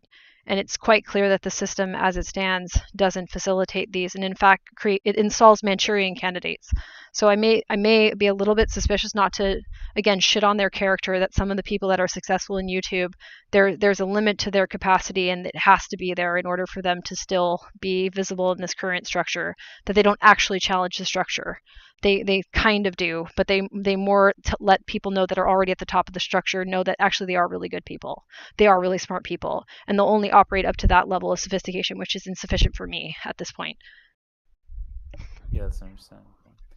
But I think it's just that's kind of like the level of depth that YouTube really runs, right? That's sort of Mhm. the limitations of the Mhm. platform as well, Yep. where a lot of very long form content doesn't get very much traction, right? Yeah. It Yeah. it almost doesn't kind of cater people to listen to that, right? And so I have no idea how this would get traction, for example, and I don't even know if it's really set up properly. Like long form ideas of this nature, I don't even know how you present them. I don't even know what. I don't think we've even figured that out as like a well, this thing. is interesting, right? Yeah. Because you're thinking like obviously, and your material, I would reckon, probably gets more traction from how would I put it, female bodied people than Yep. male bodied ones, right? Yep. Especially than men. So I'm kind of thinking, well, I've sort of somewhat started to get to, well, bridge the gap to, obviously you're a much higher level than I am, but at least I'm wrestling with some similar ideas. And You I are guess, I've been a male bodied person my whole life, right? right. But I'm mentioning this maybe just perhaps to give some ideas. So how did I arrive to this point? Because then maybe this will help. It's super helpful. Can I just add? I just want to note something. The Yeah, differences in embodiment we need to discuss. So then we're getting back to the text, right? What are the right. actual relationships? And you're trying to accurately report to me as a Mm, respected colleague with dignity what you've noticed in your yeah. embodiment. So that's the new project. Hmm. I mean, it's also complicated because I'm not exactly I'm not the majority in some way. I'm still like what? I'm part of a minority group because I was an Mm-hmm. immigrant, and Mm-hmm. then I had a complicated situation with my own family and stuff like that. But Mm-hmm. still, I think at the very core level, I think for guys especially, what I've observed is this whole like fear of weakness thing, being afraid of being afraid, Mm-hmm. Mm-hmm. underpins everything. Yeah. And then they are stuck in the shadow of the past, which makes them too afraid to be able to kind of challenge, you know, previous um, exploitative actions, of people who have created the system that we're in, and then people who are continuing to do so. And even obviously, they might be feeling guilt over their own actions. Like I've felt guilt about stuff that I've done in the past when I was, let's say, like more ignorant, for example, right? Where I didn't know like the extent of some actions, where they came from, and stuff like that, and I had to learn, I had to make mistakes. Um, okay, so there's like the fear aspect, and then there's also the lacking of like the lack of compassion as a concept, and the fact that it doesn't exist within a patriarchal system, I guess, right? And then like you had that whole system, or that whole sort of like dichotomy of like the quote unquote the weak negative traits are seen as feminine, right? Which includes compassion, I think, right? And then that's not included in the masculine stuff. That again is another hurdle, which is like if you can, that was in the Dorothy Rowe video that I sort of found out. It's like even before you begin to analyze of how to find your your destiny, your purpose or meaning in this life, and how things can be improved, you first have to accept yourself. And I think acceptance is tied to like self-compassion, and I think, or compassion in general, right? In order to be self-compassionate, you have to be able to be compassionate to anything in general. You have to understand the system is that you are embedded in and that you're not separate from Right. it. So I would offer, I agree with you, and that insight makes sense that you're sharing about like looking at the past and men looking at the past, but I would suggest that's because they still haven't learned that that's a form of hierarchy and hierarchy is their problem, that the belief in Oh yeah, hierarchy, that the past is better than the or present, or right? if let's say you're left, the past is what you have transcended. So they're still they Mm. indicate the past to say, but look at how much further I've come. Oh yeah, of course. So we have a problem because now I said that project is disruptive to at the bare minimum, if not impossible to do at the same time as building. So they're saying I'm going to get further away from the past. I'm like, oh, so you're going to use the metaphor of doing as arriving? But that's the problem. So I mean, I appreciate what is trying to be communicated there, that they want to be better people, but they're saying I'm going to be a better person by being further away from this. And I'm like, oh, and who set up the finish line that's going to let you know when you're a good person? Was it men? Yeah, and that can be so very easily, because that's the thing, right? A lot of people, and then obviously a lot of guys, they think that they're in control and that they came to that point off of their own volition, but then so very often they're actually just they were guided there without their knowledge towards ends that they don't agree to in the end, if that makes sense. Right. I went on Roblox the other day. I'm gonna finish up the stream in a minute too, so I'm gonna kind of Yeah. move towards, right? I'm gonna arrive at a thing very specifically, which is like I want to complete the stream, right? So we can use mixed metaphors. That's fine.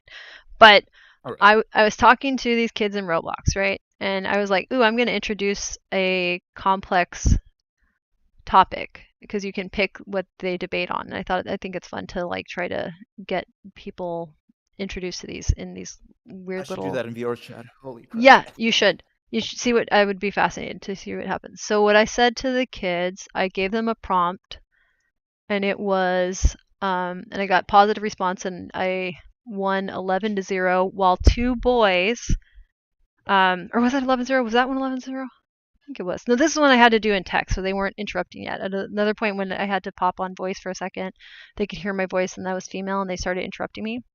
It's part of this whole thing. Okay, so let me back up here. That was kind of a non sequitur, but related. Okay, so I gave the prompt of where am I is actually a very profound question. And I ended up getting put on the question as disagree. And I was like, oh, I can argue for disagree too. Like, I mean, I'm introducing the concept of where am I is a very profound question. It's doing as writing. So then I said, while it can seem to be profound, there is another very simple question that is even more profound. What is that? Where am I creates social hierarchy, comparison. What is that creates curiosity, perhaps even wisdom. Where am I makes you want to race others to a finish line. What is that makes you want to create and build, to collaborate and learn and grow. You cannot be a tree that grows on the run. You either sit and grow the damn tree and figure out what is that and what are you and what is this and what is that, or you run to some tree that somebody's tied a little artificial red rope around or red string between, and you run through that. So when a man is going, look how far I've come, and I go, look at how many things you didn't ask any questions about. Look at all of the things that you didn't notice when you were trying to go so very far. I get it, because you see, like they tell the man that, like, you know, if you're a half-grown sprout or whatever, you're nothing. You're worthless. Only fully grown trees matter. So everybody rushes to get there because they feel that that's the only time that they can get any validation for their existence. It's the validation is over there, instead of the validation is it's right here. It's right here. You just have to figure out what are you a validation of? What so far have you validated? True. Okay. All right. I'm gonna go now. Thank you for coming. It was lovely to have you on. All right. All right. Jane. Goodbye, everyone. Ciao, ciao. Bye-bye. Bye, anybody who watches these things. And if nobody ever does, actually, if it's just Jamie, I appreciate you investing your time. I hope that this is similarly investing in your life, but in a way that is useful for the things that you're building and growing.